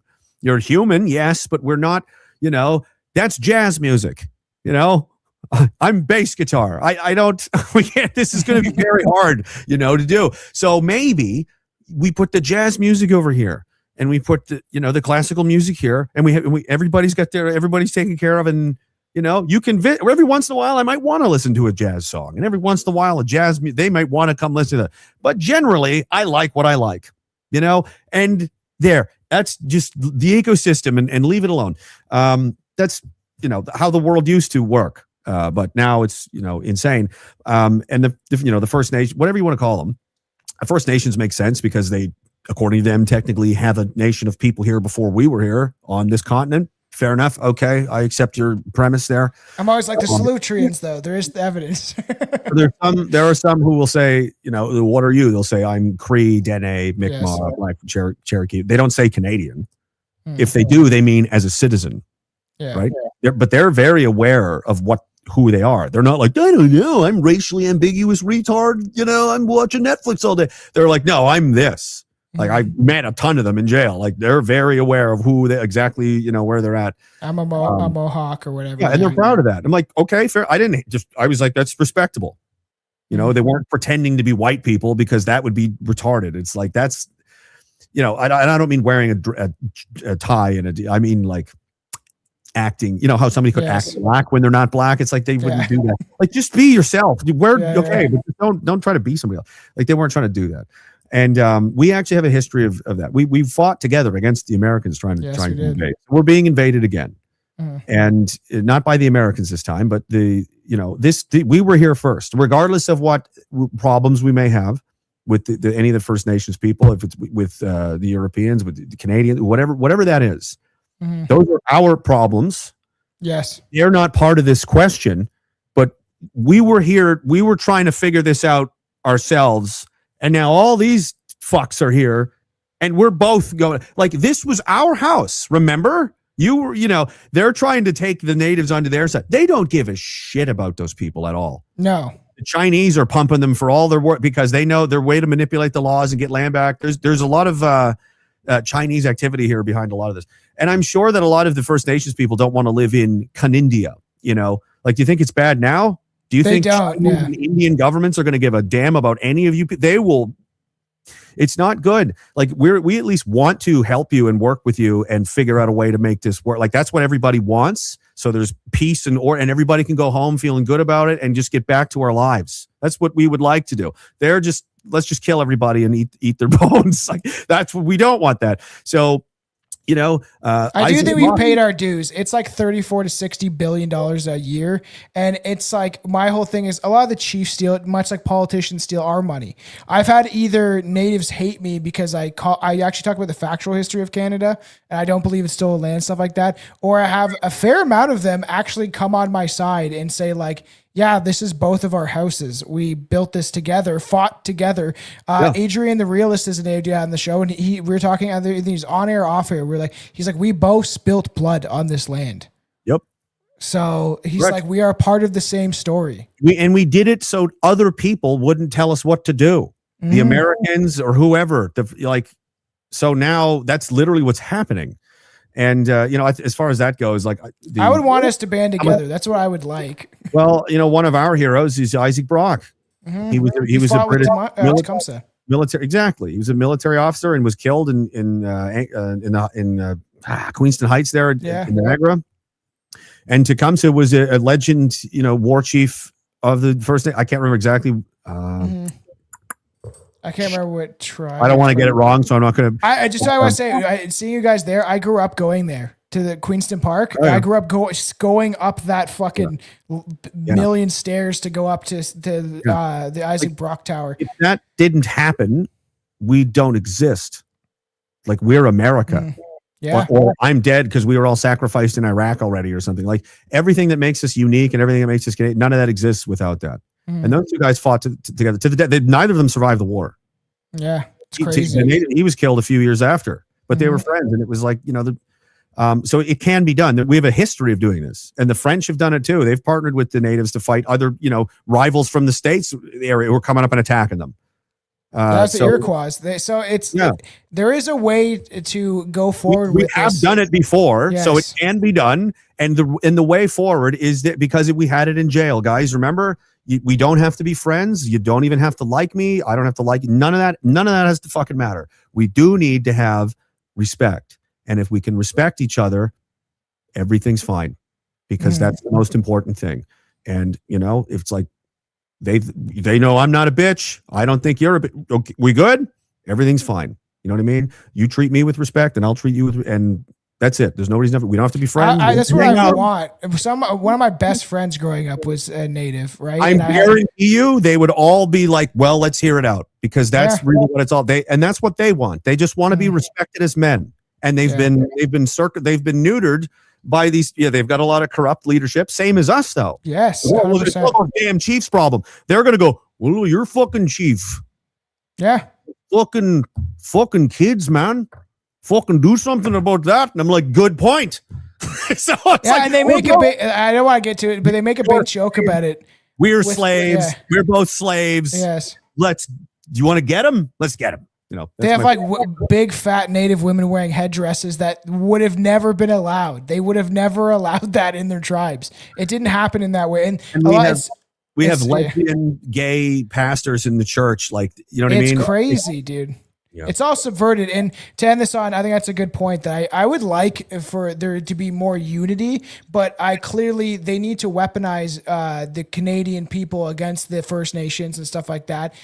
Is in fight. What communism does best is you pit people against each other, victims and villains, and then while they consume all the power, all the money, and all the wealth, right? So, the same monster in Ottawa that has been bleeding them to death for years is the exact same one that we are after right now. It's the same guys. Same thing. Same thing. It's the same network. It's the same pedophiles. It's the same thieves and murderers and liars. They're all the same. Because that's what it's about. It's not about getting rid of all the people who aren't white. It's like, we want our house back, first of all. And it's our house. Sorry. We're going to retain control of this, and that's going to be ours and all that. But everything sucks because there are lying scum everywhere, and nobody is holding anybody accountable. Like, there's no accountability. Our whole world is going to disintegrate into madness because there's just shitty assholes everywhere, and it's got to stop. I agree. Yeah, I agree fully. But so tell everybody where to find you. I would love to do this again, and there's so many more thoughts we could get into. But tell the people how to support you, what they can do. I know you're doing a new show, a new revamped. I liked it. I will say, I don't want to sound faggy or whatever, but your last one near the end, I was at work listening to it, and it made me tear up a little bit of just the sentiments of like what you were saying near the end about, who we are and the Canadians and some of the things that we've had to go through recently with COVID and all that stuff. And yeah, it's like it because you got to register, and why people would get, I'm sure there's others that would get emotional, but hearing certain people speak in the way they speak is because it registers something within your soul of like this, that there is something inherently wrong here. And if we don't fix it, it will get much worse and we will all suffer. It works, and I can do it, and the politicians can't do it because they can't tell the truth. They don't have any real passion for it. I believe what I'm saying. It's not a game. It's not a trying to trick you. It's because that's what I believe to be true. I believe that's what it is, and that's not going to change. So I can put my heart into it, and I feel that it's a real feeling. Like everything that I'm talking about these are my actual thoughts. No one wrote this for me. Nobody, here, say that if we focus group these questions, that's all fake nonsense. So the feeling that I am able to summon and then pass to people is sincere. It's not an illusion. It's a real thing, because that's the difference between reality, real people who actually give a shit, who have a soul, and liars. It's nothing. Have you ever heard these politicians say anything? Yeah. And it's like getting hit in the face. Soulless, vapid. Yeah. There's nothing in there. There's nobody in there. It's nothing. Like they don't care, and you can tell. Yeah. When they try to act like they care, it's ridiculous. It's you come off like you don't believe anything you're saying. People can smell it a mile away. So I just let her rip, man. Yeah, and I do want to say it is interesting without something that we're talking about, like ancient wise, to kind of end this eye. Is like, yeah, like without that, before it would be like your grandfather or the guy in town that maybe went off in a battle or experienced something outside of the collective town and stuff, and they would tell you stories and you would learn from them, right? But now with the ability of us to do podcasting is you can hear the thoughts, emotions, and people articulate either what they're going through, what their thoughts is on certain things. Some of it is just slop, right? I do a horror podcast with my Irish friend. So it's 98% slop out there, guys. So 98%. And I love doing the show and stuff like that, just to make a joke on Aaron. And he just loves horror movies, and I've always loved horror movies. So it's like, oh yeah, some of that for entertainment value. But this is why I decided to bring people like you on the show and other controversial guests. Like I think if I get Ryan Gable on, that'd be awesome. That Protocol Goyim book I want. But like talking with all these sorts of different people. Great I name. know. Yeah, it sounds like it's crazy and in depth, and he's got like all of this stuff with the Weimar. It sounds deep. I would, if you ever want to talk to a guy, that guy's on the fucking point. I'll have to send it to you, but that's like without the ability, I've been able to talk with a lot of people, but I chose to make my platform not just about spooky serial killer shit, but to talk about things that were like important to me and things that can make people think. I'm all about this stuff. I that's basically what when I'm not doing like the serious any politics or life. Like I don't really consider politics to me. It's very heavily in part of it, but like it's a spiritual thing. We're here for a reason, I got an idea. Will you come back on in October? We'll do like a Halloween episode. Talk about all spooky shit. Depends on when, because I may be busy, but I've got a mission in October. Okay. Well, we'll figure it out. If we can figure out a time, even if we do it beforehand. Top secret. Yeah. But I've got some weird ones. Yeah, I know you do. And I was like, I almost want to direct that towards that tonight, but it's funny. You never know what direction it's going to go. Our family, our family is known as the Spooky Mackenzies for a reason. I've heard you say so. And so maybe even at the end of September, if we can maybe figure it out, because I just think that conversation would be very fun for people. Because we always gear up in September to start going into Halloween, because I like that shit. I love Halloween. Yeah, it's fun, man. It's like the Day of the Dead shit. So tell everyone where to find you, how to support you. Well, right now I'll be home for the next. I'm just kidding. JeremyMackenzie.ca is my website. You can go get all my social media there, Substack, and that stuff. And if you want to support what we're doing, you can go to fymm.ca as well. And that's it. That's pretty much all. That's all I have to say. those are the websites, and that's where everything is. And if it's not there, I don't know. It's probably broken, and it's not worth fixing anyway. So who cares? Go support Jeremy. Yeah, and support. Yeah. And support us. Obviously, share Strange Brew Podcast everywhere. Go subscribe to my new album, The White Man's Burden. I'm doing pretty well on Spotify. I'm getting thousands of downloads. My White Guilt, No White Guilt song is making it up the ranks. So, there's a lot of people listening to my music now. You got to do a cameo. Yeah. I wanted people at the Bigot Fest were telling me to go on stage, and I was like, I gotta get out of here soon. But there was like a bunch of people like, go on stage, do a live performance, and I'm like, I don't know. And now I'm like, I should have done it and got Wiretap to film it. So I was like, that would have been epic, but Back I in didn't the do it. part of me thought, like, would it be hilarious if I just did like, I'm just gonna get a bunch of cheap gold chains and wear just like a pair of shorts and just hang out in the backyard with like fake guns, and I'm like, yeah, it's not worth it. It's fine. That's what I say on this show. We did the Hellfire Club at this, and I wore like a wig and dressed like an old timey like guy from like the 1700s. And it's just like that's just part of the fun of what we did. Me and Derek dressed up once for a Halloween. We called it Dag-Halloween or something like that. So it's like all part of the fun. You know, the world's going crazy, so why not at least try to make some content and humor out of it? Because everyone needs to laugh. Yeah. You've got to laugh or cry. Yeah, that's true, right? So thank you guys. Please support the show. Yeah. Please support my new album. Obviously subscribe, support. We have a Patreon if you want to support us in that way. Any of that good stuff. But definitely share the show. I'll get this out there because I think this is a banger and people really need to hear some of the stuff that was discussed on the show. So support Jeremy, support Strange Brew Podcast. And thank you guys for listening. Stay strange out there.